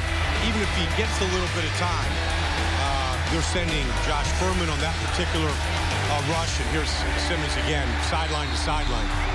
And so the stats reflect the dominant performance here by Oklahoma State defensively in that first 30 minutes. And the stats are brought to you by the U.S. Navy. 13-4 is the advantage in first downs. 245-84 the advantage in yardage. Only 2 for 10 on third downs for UTSA. They're accustomed to doing that to their opponent, but they are getting stuffed on third down tonight. Their head coach is Larry Coker, and Leslie McCaslin just caught up with him. All right. Thanks, Mark. Well, Coach, you get the field goal on the first drive, and then it's stalled. How do you get your offense in a rhythm here in the second half? Well, we really haven't done anything on offense. They made no plays. Let's give their defense some credit. They're awfully quick on defense, but we've got to make plays. Got to keep their offense off the field some, and if we do that, we'll have a chance. It's only a 3-possession ball game. Seems like you got some good pressure on Dax Garman. Do you make any adjustments defensively? Well, no, not a lot, because we have done some pretty good things defensively. We can't give up the big play, the big ball. The first touchdown, I think we had 3 third down penalties that really kept things alive. But, again, we just got to play better, especially on offense. All right. Thanks, Coach. Good luck. Larry Coker in his 4th year as the head coach at UTSA, the only coach they've ever had. There's Dax Garman. 7 for 17. He completes 41% of his passes, but you see the significant difference that is in yardage with 163 through the air for Garman, with a lot of the long pass plays that he's been able to complete to James Washington, Brandon Shepard, Chris Lacey, those receivers, and then you've got Carter with only 51 yards, still completing the same number of passes. He's 7 out of 15. Yeah, and I'm not sure what they're going to be able to do. I mean, they've got to put a drive together to try and keep that man, Dax Garman, off the field. Garman, you know, has been going after the left corner of UTSA, whoever's been over there, with some success, whether it's a completion or a penalty like Larry Coker mentioned. And look, last year, UTSA had this game tucked away, and Larry Coker and his offense put up 28 points in the fourth quarter. Now, it was in mop-up duty, but I'm sure he told him, look, we put up 28 points in our building last year against this team, and we're certainly capable of doing that again. So he's got to give him a pep talk. They got to believe in what he's doing. We'll see what kind of adjustments he can make here, because I think he's got to make some. And I think they do believe in what he's doing and what he has to say. Yeah. I mean, when he speaks, I think that he speaks from a great deal of experience, and these kids have been listening since the day he got there. Sean Ayano kicks it deep into the end zone. Oklahoma State, the 7 completions for Dax Garman, 6 of them are for 17 yards or more. Yeah, I mean, it's been a big play. It's good to see Tyreek Hill running off the field right there. We saw him on a couple of occasions get up gimpy in that first half. So, I mean, you know, Mike Gundy told Leslie going in at halftime, we got to run the ball better. They really haven't run it very well here in that first half outside of Desmond Rowland, who had a couple of good carries. 82 rushing yards on 24 carries, with Rowland 41 of those yards and Rennie Childs 38. And Rennie Childs is the back, and Rennie Childs is running.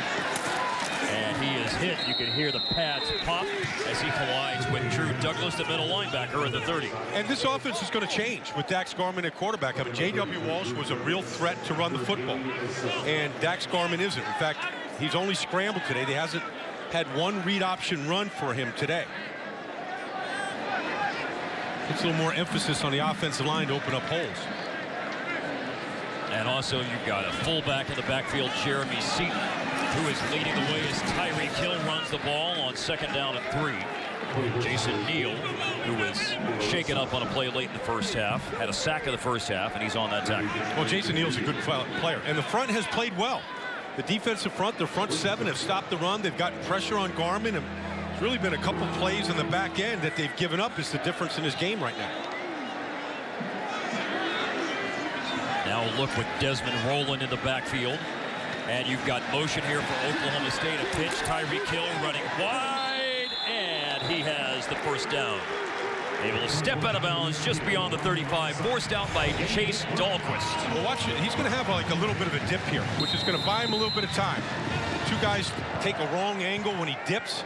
And when you have great speed like that, you've got to be able to kind of stop and start, get the defense to freeze, and then get to the corner like he did on that play. Dahlquist starting at safety tonight. Leading tackler Nick Johnston is out for UTSA with a foot injury. Was a scratch this morning.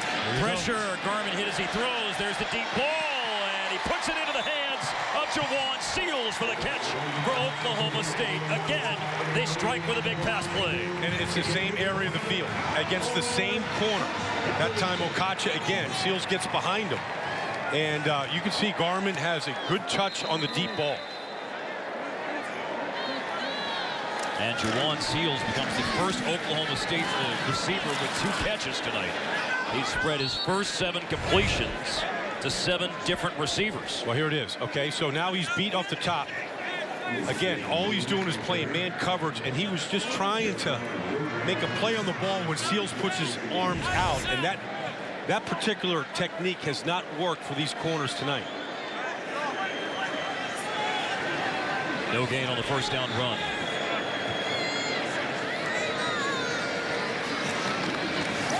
Rowland again. Hole for Rowland. 10-yard line. Hit hard there. He'll have the first down. They finally are able to wrestle him to the turf inside the 10. It will be 1st and goal. Well, Rowland makes a difference when he runs. He gets his shoulder square. He runs with a great deal of power, and he's a difficult guy to bring down. I think the best run of the night for any running back from Oklahoma State. We had the game at Iowa State last year when he ran for 219 yards and 4 touchdowns in his first start of the season. and became the starting running back for the rest of the season after that. And they're giving the ball again at the 8, and he is not able to drive forward after the initial contact. Not often that UTSA has been able to win the battle with Desmond Rowland when it comes to the collisions, but it appeared that they did there. There's also a marker down, by the way.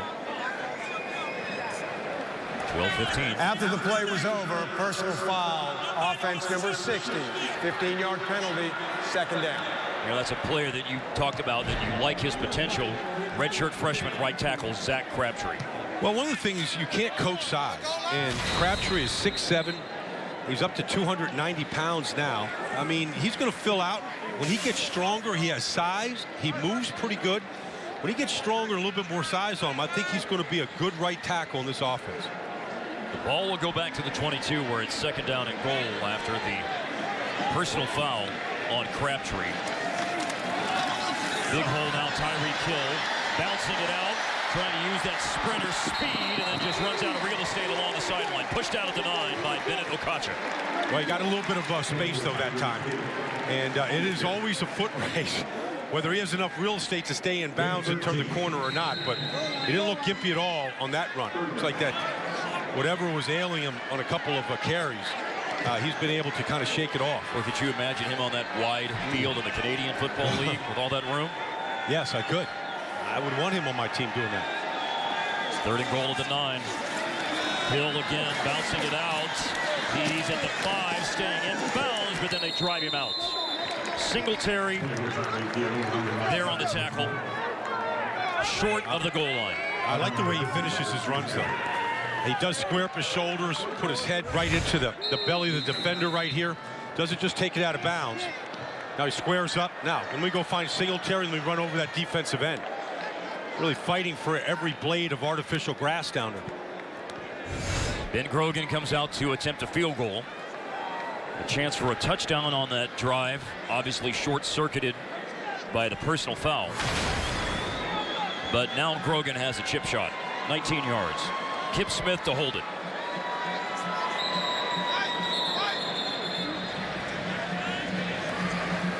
Glad game, kicking team, 5-yard penalty, still fourth down. This will help the angle. Well, it will, and maybe that played into it a little bit. Nobody likes to have a penalty, but when you're on that right hash, you do have a little better angle to the uprights. Now 5 penalties for 45 yards tonight for Oklahoma State.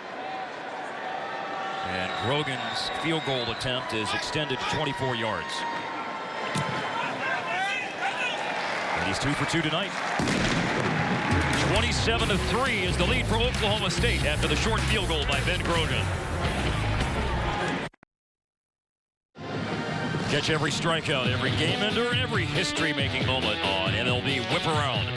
That's weeknights at 10 Eastern on Fox Sports 1 and streaming live on Fox Sports Go. The last 2 drives for Oklahoma State have ended in field goals made by Ben Grogan. Had a 47-yard field goal off the upright at the end of the first half. That was 24 yards after a 10-play drive.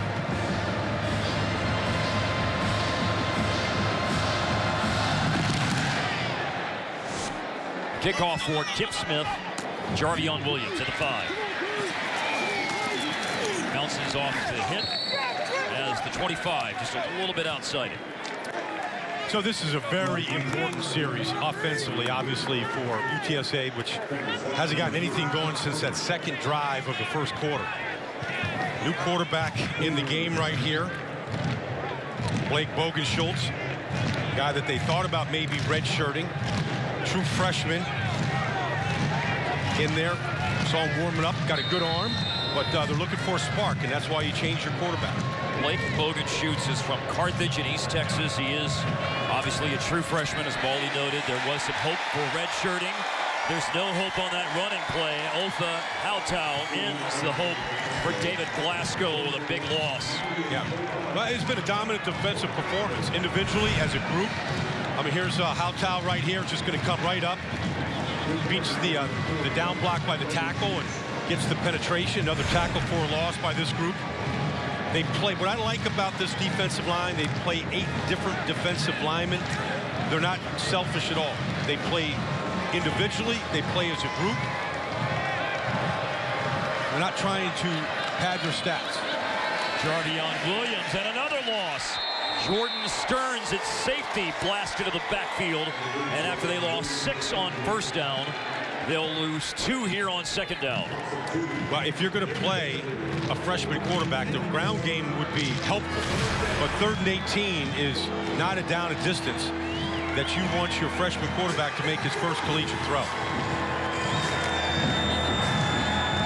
Well, that first collegiate throw is presumably looming right here for Blake Bogenschutz.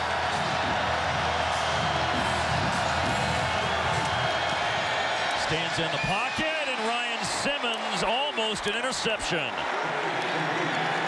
Jimmy Bean applying some pressure. Simmons bats the ball down. Well, they came after him, too. You're going to get a blitz on the outside right here. That was Bean. Yeah, it was Bean, not Simmons, that batted it down. Yeah, Bean dropped into coverage on that zone pressure. Got his hand on it right in the passing lane. Yeah. Very nice play by Jimmy Bean, Jr. from Denton Guyer.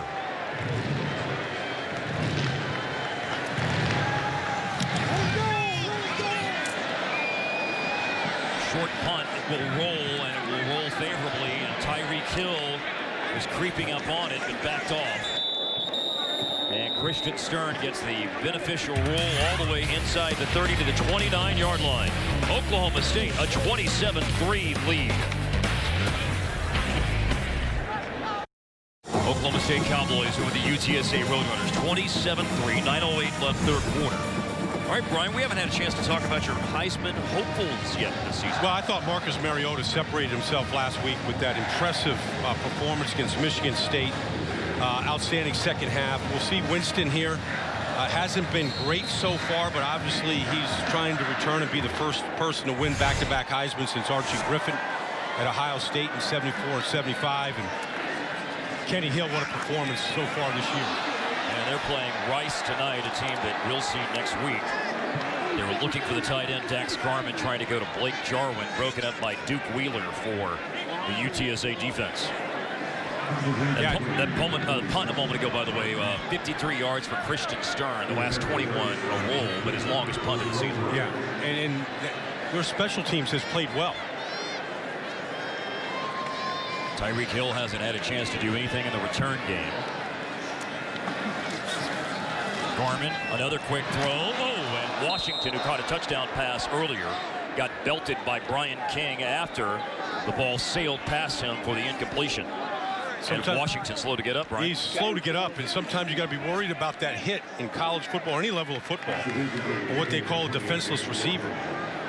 King, who was guilty of the infraction in the first quarter on the third down.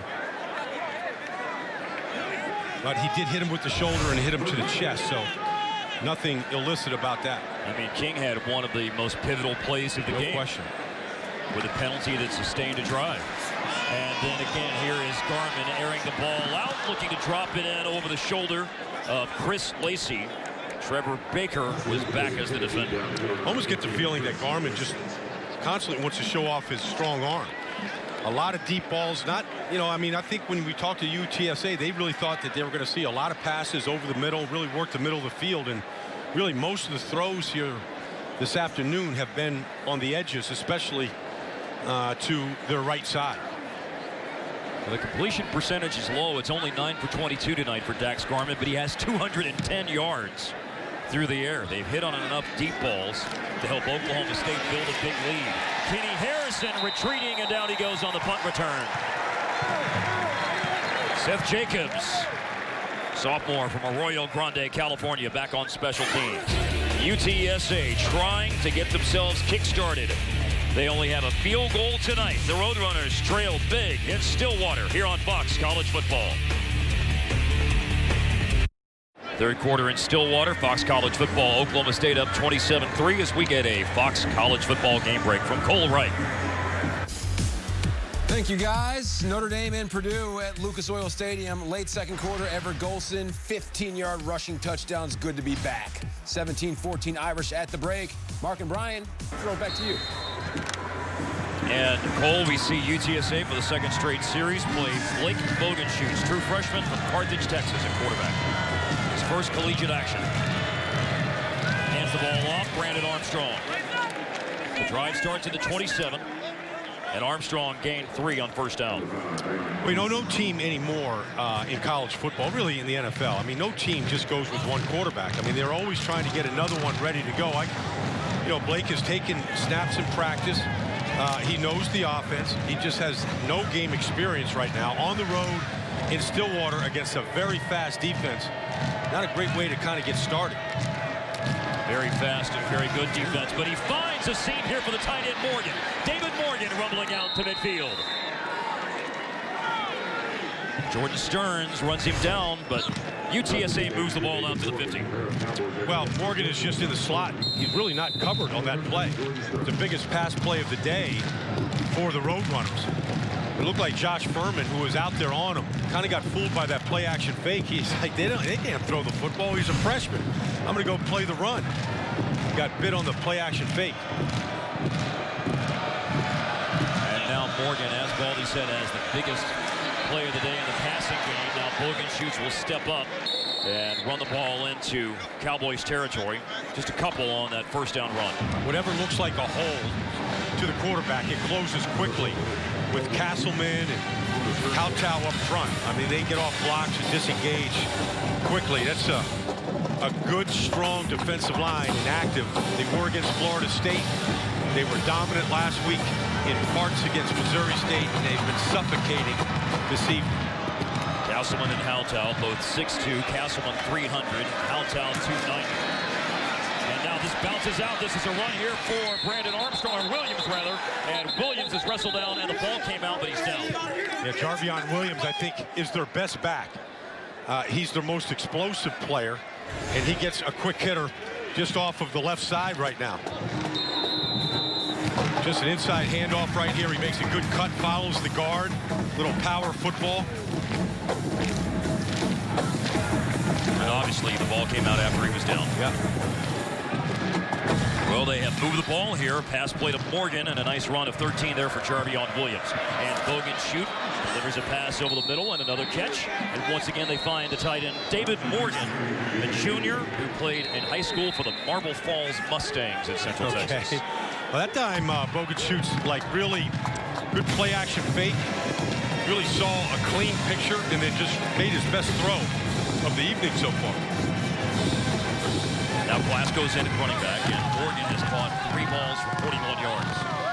2 on the drive. A drive that's moved 5 plays. And now a keeper in a huge hole. Bogenschutz is running, and he finds the end zone. The first touchdown tonight for UTSA. Give the freshman credit. I mean, that was one heck of a drive now. This thing opens up big time off of the fake fly sweep. Oklahoma State does not get off the ball. He sees an alley in a lane. Everybody went with the underneath fly sweep fake, and he saw it. That was a great drive engineered by the freshman. In his second series, it seemed like things slowed down and calmed down for him his second time out. 6-play, 73-yard drive. Finished off with Blake Bogenschutz running it in for 24 yards out. UTSA has never missed an extra point in 4 seasons, and Sean Iano makes that one. Welcome to college football from Carthage, Texas. Blake Bogenschutz, first TD tonight for the Road Runners. On the right, number 4, Blake Bogenschutz, the true freshman quarterback, just engineered a touchdown drive. Tucker Carter, who had started tonight in the first 3 games of the season. Just for taking ice off of his shoulder on the sideline a moment ago, Brian, and then you'll see him take the sweatshirt off and has a wrap around his right shoulder. Yeah, we don't know if the ice is just precautionary right now. The shot that he took in the second quarter, but obviously he needs help and is in pain getting that sweatshirt off as we now get ready for Blake Bogenschutz here to continue to play. And played well on that drive as Desmond Rowland takes a knee for the touchback, and we get more from Leslie McCaslin. Leslie. Well, guys, I just got confirmation from UTSA staff saying that Tucker Carter will be out for the rest of the night. They're just saying an injury. So, as you said, he's got ice on his shoulder, but he is done for the rest of the night here today. So we see more of Blake Bogenschutz going forward, but right now it's the Oklahoma State offense taking the field at the 25. Yeah, now the last series for Oklahoma State, it was 3 and out. 3 straight incompletions for Garman. So see if they can get that running game cranked up a little bit and take a little time off the clock. And Desmond Rowland has been their best weapon in the running game, and he has room to run on first down. Big chunk of yardage, gaining 8. For whatever reason, when Rowland carries the ball, the holes just look bigger. He's either running people over or he's hitting the hole clean. A short 3 is what they need here, as Garman is able to run around and get away and then end up short of the first down on the scramble. He did gain positive yards. Cody Rogers from Seguin with the tackle. Well, when he scrambles now, he's taking some shots. He's got to protect himself here a little bit.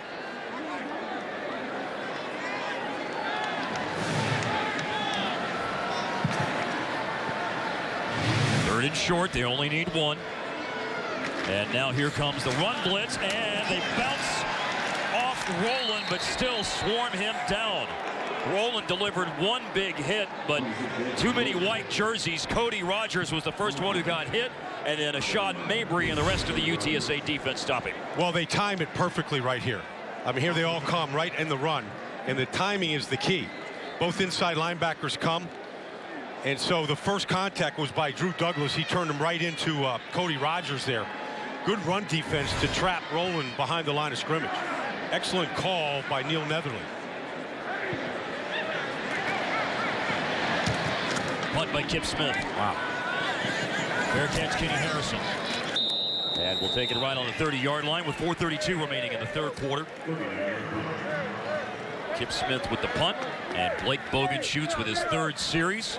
His first one was 3 and out. There were a couple of negative plays in the running game, and then a 3rd and 18 incompletion. But the last drive, a 24-yard touchdown run, and threw 2 passes to David Morgan for 32 yards. Yeah, and I got to tell you, Mark, you know, confidence for a young player can change on a play. It can change in a series, and he certainly looked much more confident on that last series, taking his team 6 plays and 73 yards.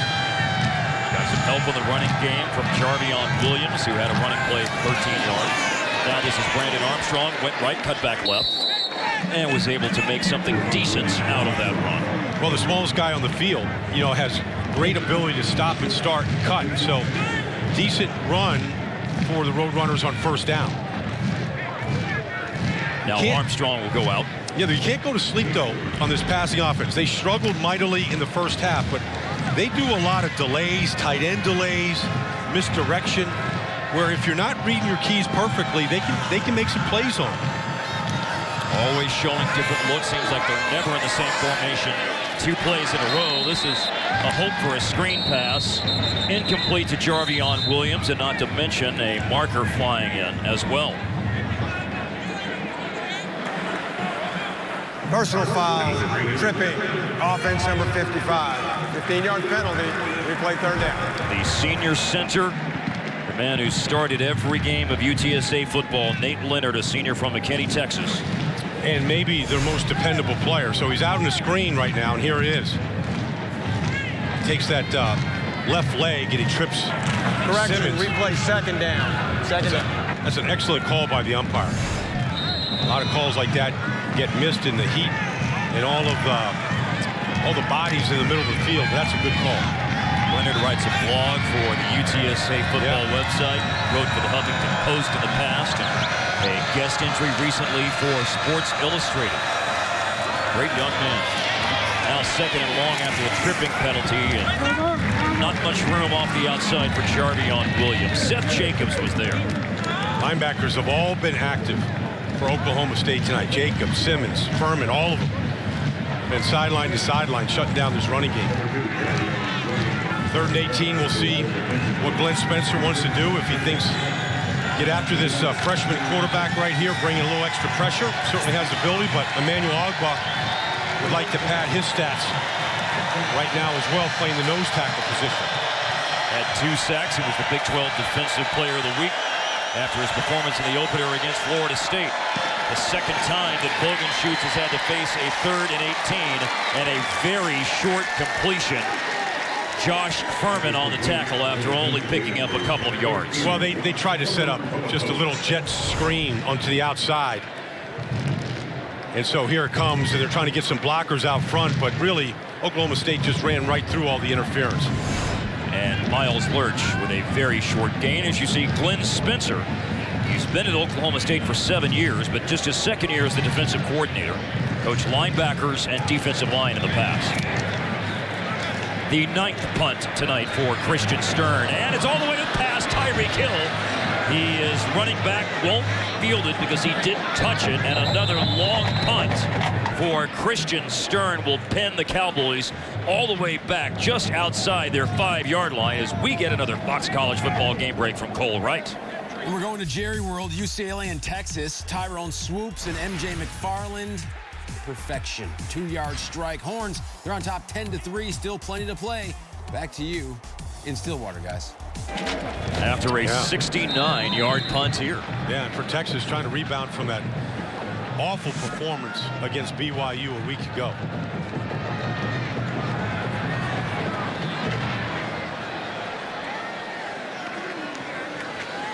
Handing the ball off. Desmond Rowland. Rowland, the leading rusher tonight. 59 yards before that run for Rowland. 27-10, the lead for Oklahoma State as we approach 2 minutes left in the third quarter. Now, Oklahoma State trying to get the right side of this offensive line as much experience as possible. All phase the game before they start their conference schedule next game. 12 days from now against Texas Tech. Once again, a running play. And again, Oklahoma State will face a third down with Brian Price making the tackle on Desmond Rowland. And the last time they were in third and short like this, UTSA blitzed the run and were able to stop Rowland to force the punt. And then Rowland again, and they'll stop him again. He'll come up maybe a half-yard shy of the first down. Robert Singletary leading the charge for the Road Runner defense. Yeah, that's not going to make Mike Gundy happy. That's 2 times in a row their best running back running right behind the line were unable to gain basically 2 yards. Power backfield that time. Nobody blocked Singletary. Came completely free down the line of scrimmage. So bad assignment football that time. That's 2 straight 3-and-outs. Oklahoma State trying to run the ball and establish a running game here and trying to take a little time off the clock. And remember the poor field position, all because of that punt that went over the head of Tyreek Hill and rolled all the way down to the 5-yard line. And they better snap it here before the play clock runs out. It nearly did. Oh, and he had a shank last week, and Kip Smith has one here. Remember that he had a 17-yard punt at the end of the game against Missouri State. Now, it was irrelevant in a 17-point game with the final 2 minutes, but that one could very well be relevant. Yeah, well, Mike Gundy's concerned right now because last week they didn't do a good job of putting Missouri State away, but they let UTSA hang around last year, put up 28 points in the fourth quarter, but this is just concentration by Kip Smith. He's a much better player than to be able to do that. No, there's absolutely no pressure whatsoever on him. That hurt. Only a 16-yard punt. Now Bogan shoots, is flushed, he rolls, he throws, and is caught. The tight end Morgan is rumbling down inside the 20 of Oklahoma State with a first down. Pretty good play action here this time by Bogan shoots. Just selling the sweep, then bouncing. He feels the pressure, keeps his eyes down the field, finds his tight end Morgan with another catch. Simmons with another tackle. Moving from the 31 to the 18, so 13 yards. We're approaching the end of the third quarter, and things are getting interesting here for the Road Runners. Could pull to within 14, or could pull to within 10. Thought about a quick pass. Now Bogan shoots, keeping, and just back up to the line of scrimmage. Emmanuel Ogba. And that play is the final play of the third quarter. Well, Oklahoma State just jumped right in the passing lane of Bogan shoots. Watch this right here. That's where he wants to throw the ball on the outside, but he sees this defender. He's like, oh, that's going to be a touchdown the other way. Good decision by the freshman to pull that ball down. That was Josh Furman out in pass coverage. It's 27-10 Oklahoma State after 3 here in Stillwater.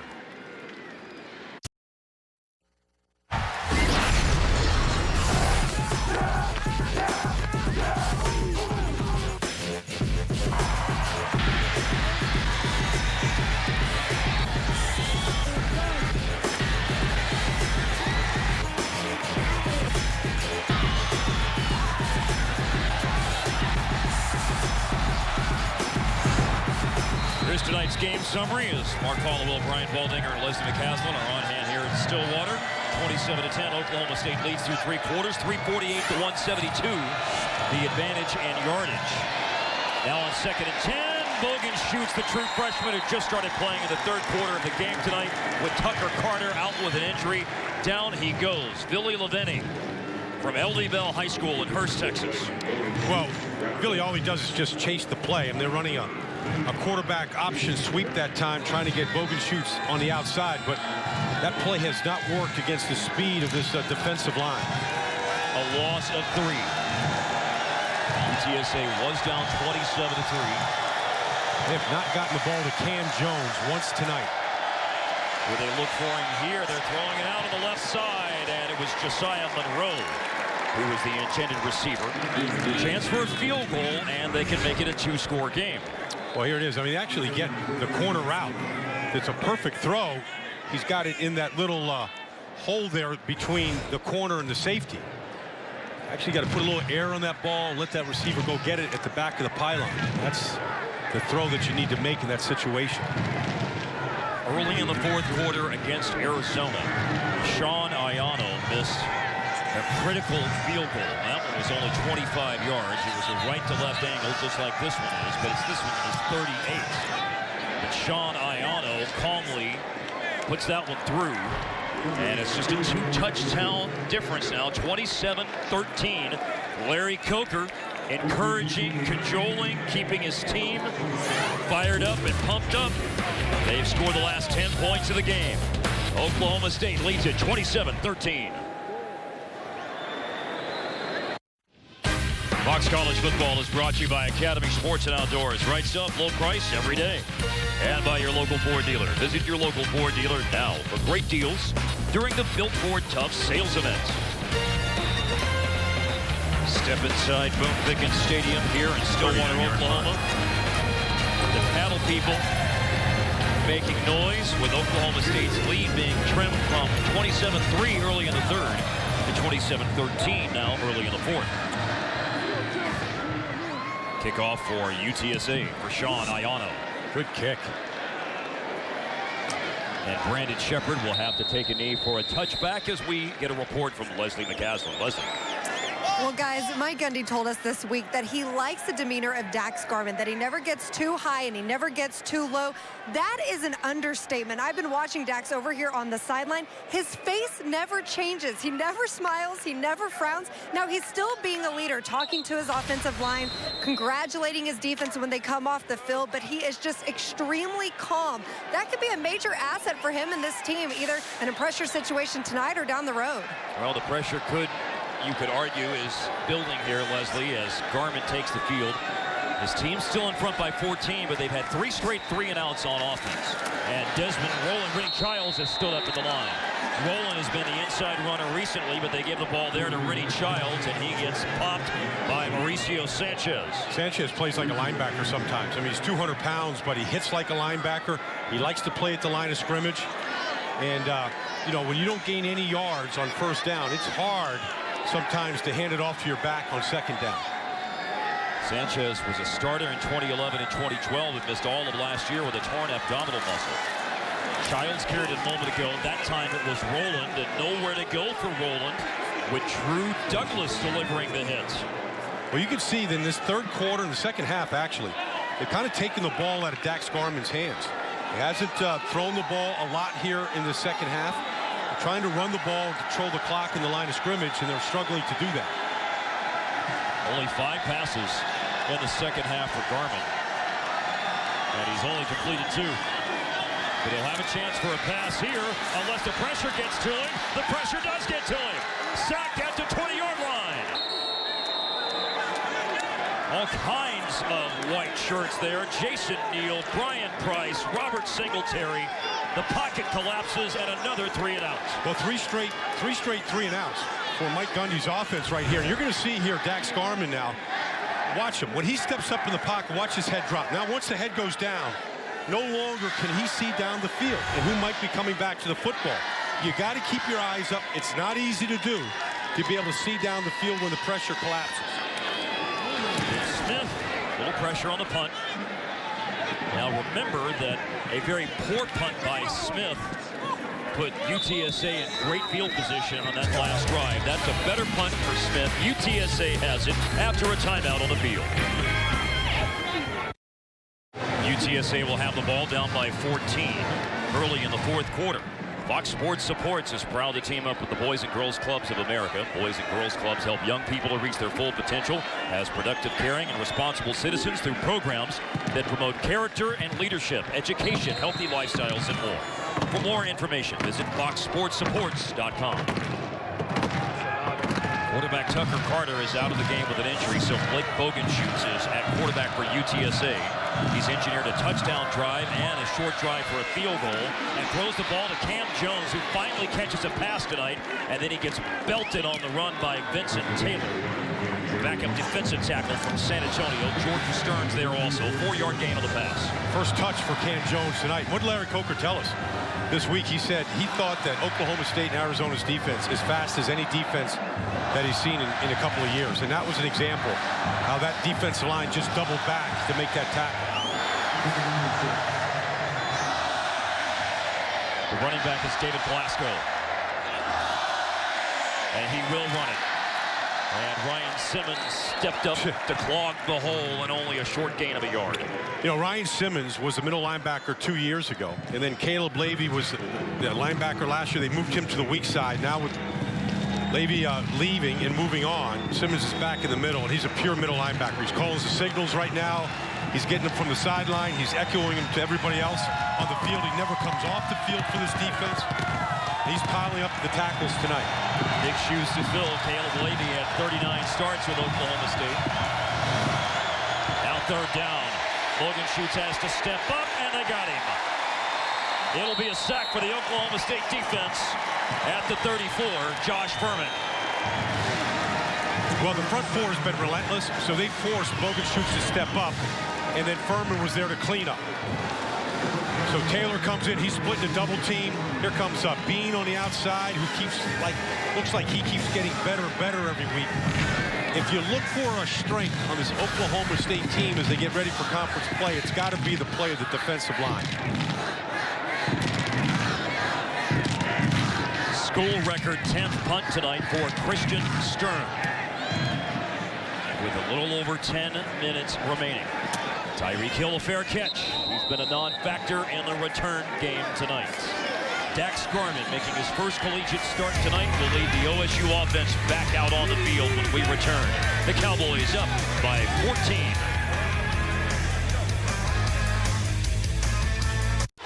With 10:23 remaining. Oklahoma State ball, their own 22. Let's give you tonight's Mattress Firm all-access update. Quarterback Dax Garman, 9 of 22 on his passes tonight. 210 yards through the air, though. A lot of deep balls have been completed. 2 touchdowns. Threw one to James Washington and another one to Brandon Shepard. From the 22, they'll start to drive. Garman, once again, will fling it deep. And Marcel Lakeman rises up for the catch for Oklahoma State at the 35-yard line of UTSA. Well, maybe the biggest receiver that Oklahoma State has, and that's really what this offense has been. It's been strictly a big play offense behind a big arm right now of Garman. And that was a 43-yard pass that Brian Price wrestles Roland down. Childs down, beg your pardon, after that run on first down. I mean, it's just a jump ball here against Andre Brown, who they've gone after, and that's just the size of Aitman. Nice job of really playing low post basketball, getting Brown on his backside right there, backing him down, and then using his big body to shield. Second down and 8 now after the short run by Childs. Oklahoma State had a nice drive on their first drive of the half. They've gone 4 straight 3-and-outs before that first down, and now they have another first down with Roland getting outside, not running between the tackles, but runs outside, and Jens Jeter forced him out. Well, after 4 straight series of not being able to garner a first down, they get back-to-back first downs, and this offense gets first downs like this. They get into a quick rhythm. And they move from their own 22 to the UTSA 23. Now he recognizes the blitz, so I bet right there Dax Garman just changed the play. And the play is first down. And there is a bullet pass, and David Clinton catches, spins down at the 1. The talent is undeniable of how Dax Garman could throw a ball. I mean, that throw was just a knife right through the guts of this defense. And that's a run right through the guts of the defense into the end zone. Desmond Rowland caps a very quick and crisp drive with a touchdown for Oklahoma State. Maybe the best and most impressive series that Dax Garman has played now since he took over in the first quarter last week. This is the finishing run here by Rowland, his 18th career touchdown here at Oklahoma State. Second here tonight. I mean, he's just a big man that's hard to get down to the ground.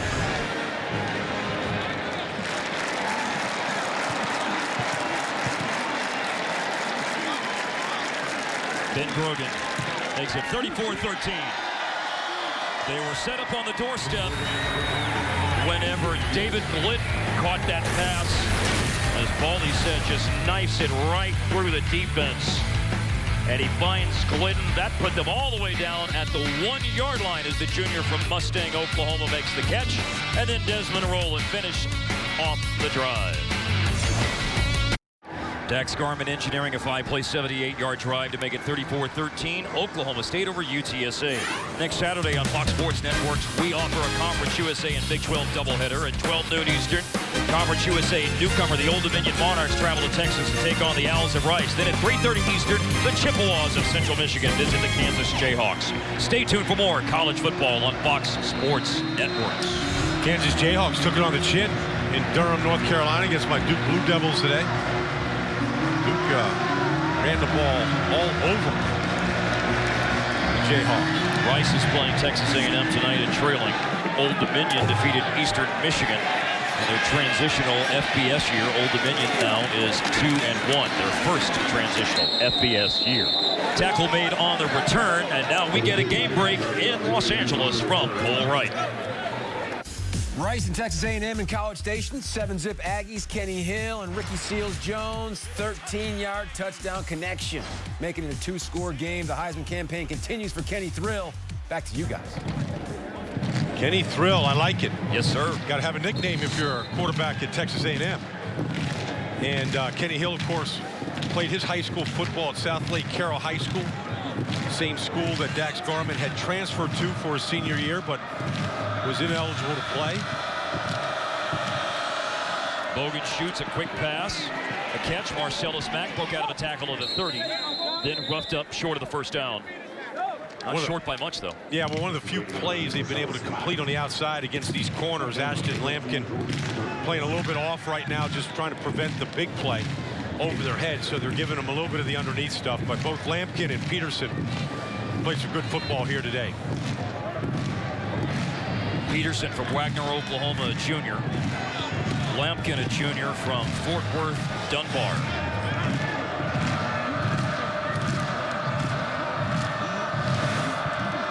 Nate Leonard snapped it back. Bogan shoots. Will air it out on 2nd and 1, and there's some bumping between Mack and Kevin Peterson, but a long overthrow by Bogan shoots. Now I'm just going to show you some press coverage here, and one of the reasons why UTSA has not had a lot of success getting the ball down the field. I just watched Ashton Lampkin against Cam Jones, and really just ran him right out of bounds. Wasn't even allowing him to be eligible. Looking to move the sticks here. They'll run the ball on 3rd and 1, and there is a hole. David Glasgow tough running after the initial contact. Picked up a couple of more yards with Seth Jacobs making the stop. First down, UTSA. Well, this Oklahoma State defense now, they gave Florida State all they could handle on opening week. And then really they didn't have much trouble with Missouri State last week. And one thing about this defense, they're very good tackling defense, and they have a dominant defensive line. I mean, there's something here building on this side of the ball as they get ready for conference play. Hole opens up, then Bogan shoots, has to slide down with Sam Wren and Trace Clark breathing down his neck. This is the second team defensive line. And when they changed defensive line, they do a wholesale change. All 4 backup linemen come in right now.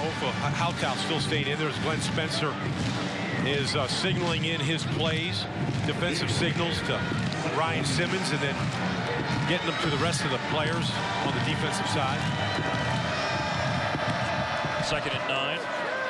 Turning and handing off, and big hit on Jarvion Williams. He got popped. Jordan Stearns. Yeah, these safeties now, I mean, they get active. Stearns just coming down from the safety position, sees it. That's his hole right there, right in the C gap.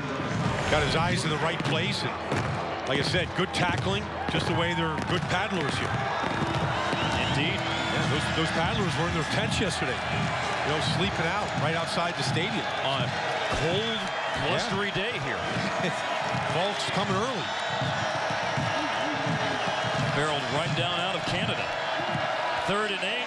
Oh, here is a major blitz, and it's just engulfing young Blake Bogenschutz. Morrow with the sack, and now down to 6 minutes to go. Darrell Morrow coming in. You just see, I mean, nobody has their hand on the ground. Ryan Simmons really, he gets the penetration from the middle linebacker spot. Brown finishes the play. I said it earlier, what I love about this defense, no selfish players. Everybody doing their job, and I think everybody shares in the credit.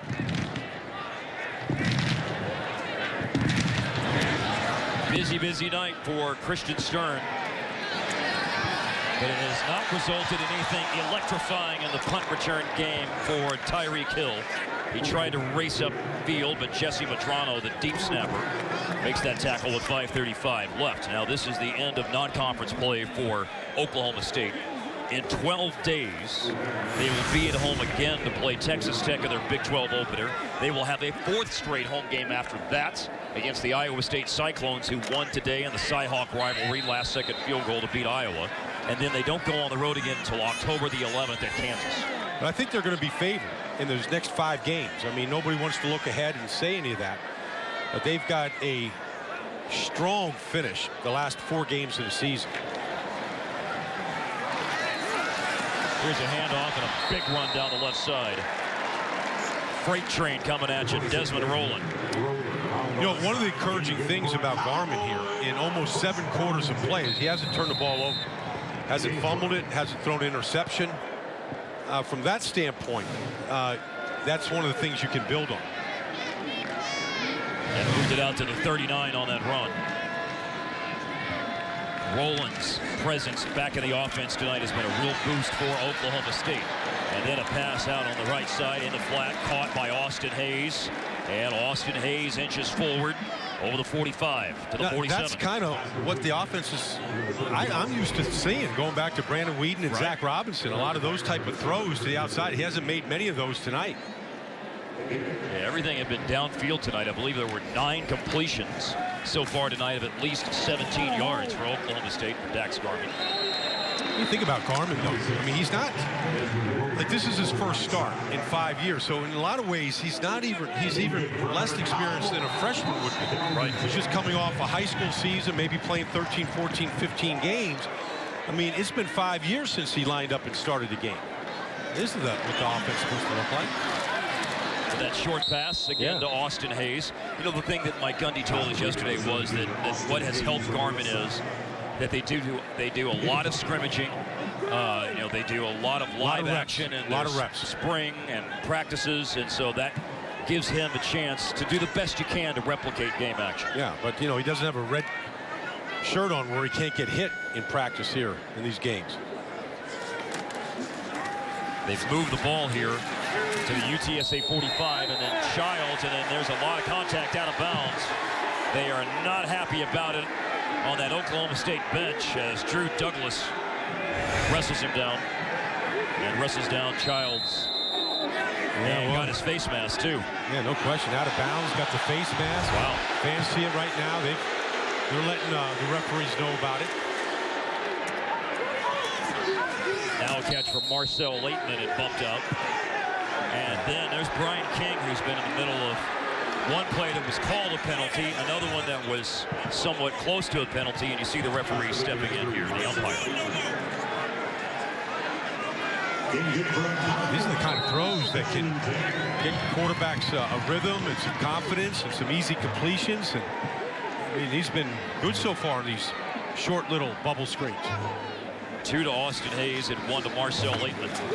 Oh, and then that play, though, is blown up by UTSA. A handoff to the left side. Kennedy Babake brings down Rennie Childs for a loss on the first down run. And a big loss, -6.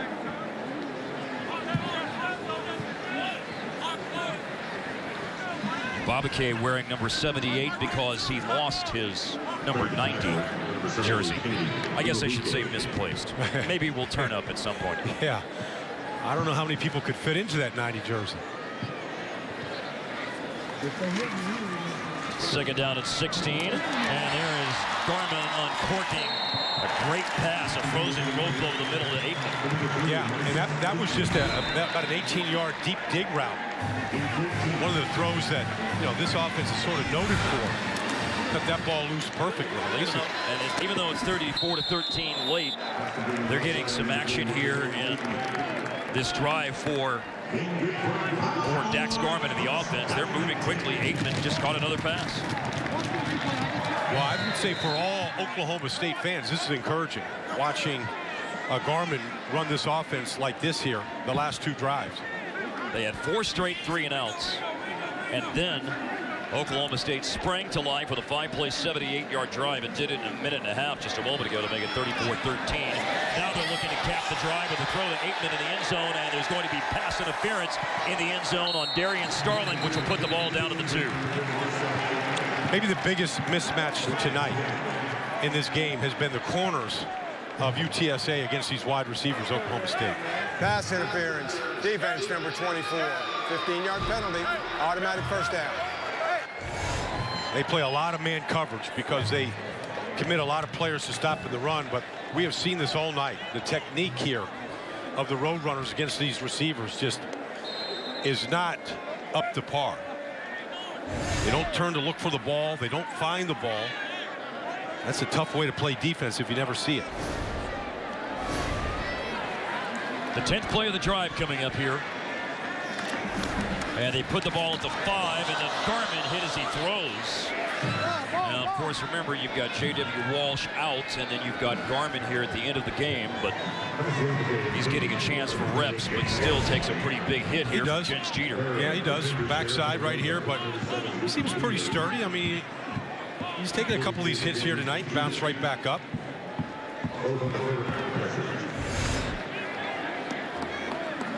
Now 2nd and goal. They spotted the ball at the 5 after the penalty.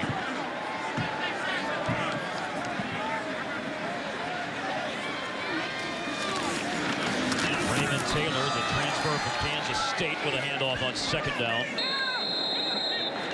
Line stacked up by Jason Neal for UTSA. Taylor got into the end of the game last week, had 5 carries for 39 yards in his first action for the Cowboys. A transfer from Kansas State.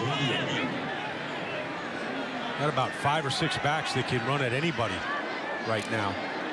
Between Childs and Rowland and Hill and now Taylor. And another young player they like, and Corey Bennett. Well, they're looking to punch it in here, and they'll give it to another one of those backs, Raymond Taylor, and UTSA's defense stiffens and bristles up in the shadow of their own goalpost. Look, I mean, UTSA's goal doesn't change. Their goal is to win Conference USA and go to a bowl game this year, and you can see the fight, the toughness that this team plays with. I mean, they don't quit on anybody at any time of the game. Feisty group, good against the run. Yeah, and they're going to play in Conference USA in 2 weeks. They're off next week. Yep. And then have a Conference USA game against Florida Atlantic coming up. By the way, let them note here in Oklahoma, Florida Atlantic was leading big in last report over Tulsa. Charlie Partridge, new head coach at Florida Atlantic there in Boca Raton.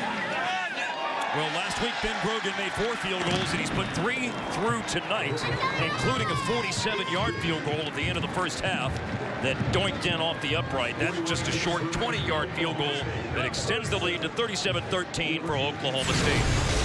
Desmond Rollins had a really nice night tonight, and by virtue of that, he's the Whataburger Player of the game. But he got 21 carries. Almost 100 yards, 95 yards, a couple of touchdowns. A lot of yards after contact from Desmond Rowland tonight against a good run defense. He pushed the pile.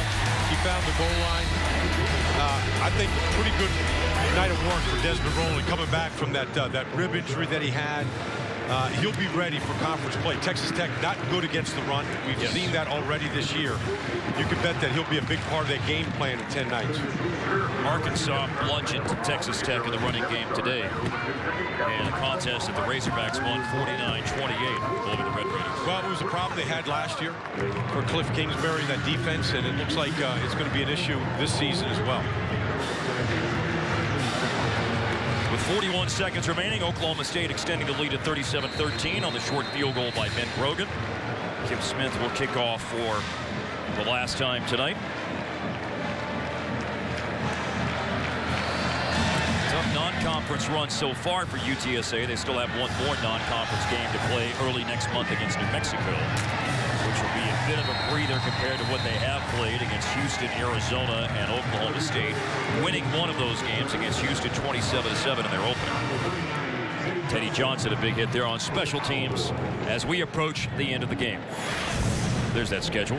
Off next week, then at Florida Atlantic. Home games with New Mexico and FIU. At Louisiana Tech, home to play UTEP. Louisiana Tech already off to a 1-0 starting Conference USA after they just trucked North Texas. Larry Coker will know how to. Yeah. Larry will know how to get this team ready to play conference and get this game behind him and get ready for his own conference. Caught by Grubb, pushed out of the 24. Aaron Grubb. The brothers Grubb, Aaron, and Seth. Aaron's been a little bit more involved in the passing game tonight.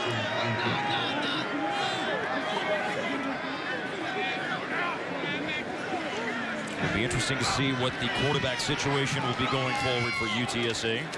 As Bogenschutz, who threw for 4,000 yards and 57 touchdowns and won a state title as a senior at Carthage, 3A Division I state title in Texas. He's played well in the second half. Yep. A nice throw a moment ago. Then a run out of bounds here for David Glasgow. And UTSA trying to milk every ounce of the game that they can here.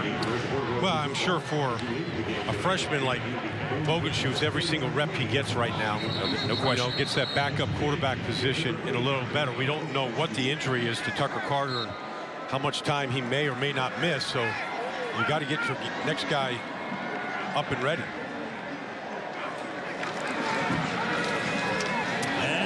Intercepted. Josh Furman stepped in front of Cam Jones, read the play, high pass through his hands. Well, he was a safety at Michigan. He plays like a defensive back here at linebacker for him. He's always in the passing lane. I mean, all he's going to do here is just buzz out right now and get into the passing lane here. Breaks on the ball, just the way a safety would break on the ball. Got his eyes in the backfield where they belong. They call it cluing. Just seeing the man, the route, and the quarterback and the ball all at the same time. Just 9 seconds remaining in the game. And it is dropped. A hit delivered right as Cole Hubbell was trying to make the catch. Remember, this Oklahoma State defense is trying to rebuild almost their entire secondary. Both safeties are gone. Daquan Lowe off to the NFL. Justin Gilbert, Shamil Gary gone. Yeah, Shamil Gary. They're rebuilding this entire secondary. And so these guys right now getting ready for conference play. They're trying to get as many reps, get involved in the scheme right now. Of course, they've always been good at taking the ball away here at Oklahoma State. There's fourth down, and there is the pick. It's Ashton Lampkin on the last play of the game. He will run it back for a pick six to end the night.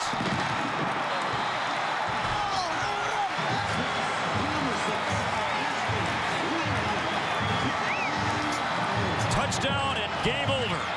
43-13 is the final. Ashton Lampkin on the final play of the game. A pick six. And Mike Gundy and Larry Coker, longtime friends. Yeah, but the biggest difference in this game tonight was the play of the corners of Oklahoma State, just suffocating the receivers. Both Peterson and Lampkin had an outstanding night. I just mentioned that Oklahoma State has been excellent at taking the ball away. Lampkin just finishes this game off tonight, and kind of appropriate that the defense gets the final score because they were the difference in this game. The second interception this season for Ashton Lampkin. Remember that he also picked Jameis Winston Yes, he did. in the season opener against Florida State. Officially 50 yards on the return for Lampkin to end tonight's game with a 30-point victory for Oklahoma State. They won by 17 over Missouri State last week. They win by 30 tonight. The third quarter was the only really shaky time tonight for Oklahoma State, and the fourth quarter sees them see out the victory. Right now, Leslie McCaskill is on the field with Mike Gundy. Leslie. Well, Coach, you get the win, and your defense gets an exclamation point. What did you think of their effort tonight? Well, defense played really well. We had a couple busts and gave up some yards, but they tackled really well for the most part, and they were in a good position. Offensively, we're pretty average. We're not running the ball very well, and it's difficult to move the football when you're not running it. Sure, there are a lot of question marks about Dax Garman coming into tonight's game, how he would handle his first start. What did you think? Well, I think he played okay, and without watching the tape and really seeing what was going on, there's definitely a lot of room for improvement with our entire team, and certainly he falls into that category. You've got, what, a week and a half to do that now. What do you want to clean up before you see Texas Tech? Well, we need to become better at just our basics in offense, defense, and special teams. We weren't very good in the kicking game tonight. They really punted the ball well and kicked off really good. And so we couldn't get anything started in the kicking game. We need to work hard in the kicking game, and we got to be a better running football team. All right, thanks, Coach. Good luck in a couple of weeks. Now we have Desmond rolling over here. I know Coach was glad to have you back tonight. You were coming off a rib injury. How important was it for you to get out there and have an impact on this game? It was a very important game. I mean, it started with the run game with our offense. If we're producing, running hard, then it's going to open up for the receivers. And it was just a great team win today. This offense changes with Dax Garman now in there. What do you guys need to do to make it easier on him? Just keep him off the ground. There's a lot of times he got hit after he threw the ball. We just got to protect him more because he could have got injured on a lot of plays today. So we got to go watch the film tomorrow and find a way to keep him safe and keep him injury-free. Couple wins here at home now. What are you looking forward to as you get ready to face Texas Tech and start conference play? Just getting healthy as a team, staying focused, and having a good, hard week of work next week, bye week, and getting ready for our next game against Tech. All right, thanks so much. Desmond Rowland, couple touchdowns for him tonight. No doubt the Cowboys were glad to have him back.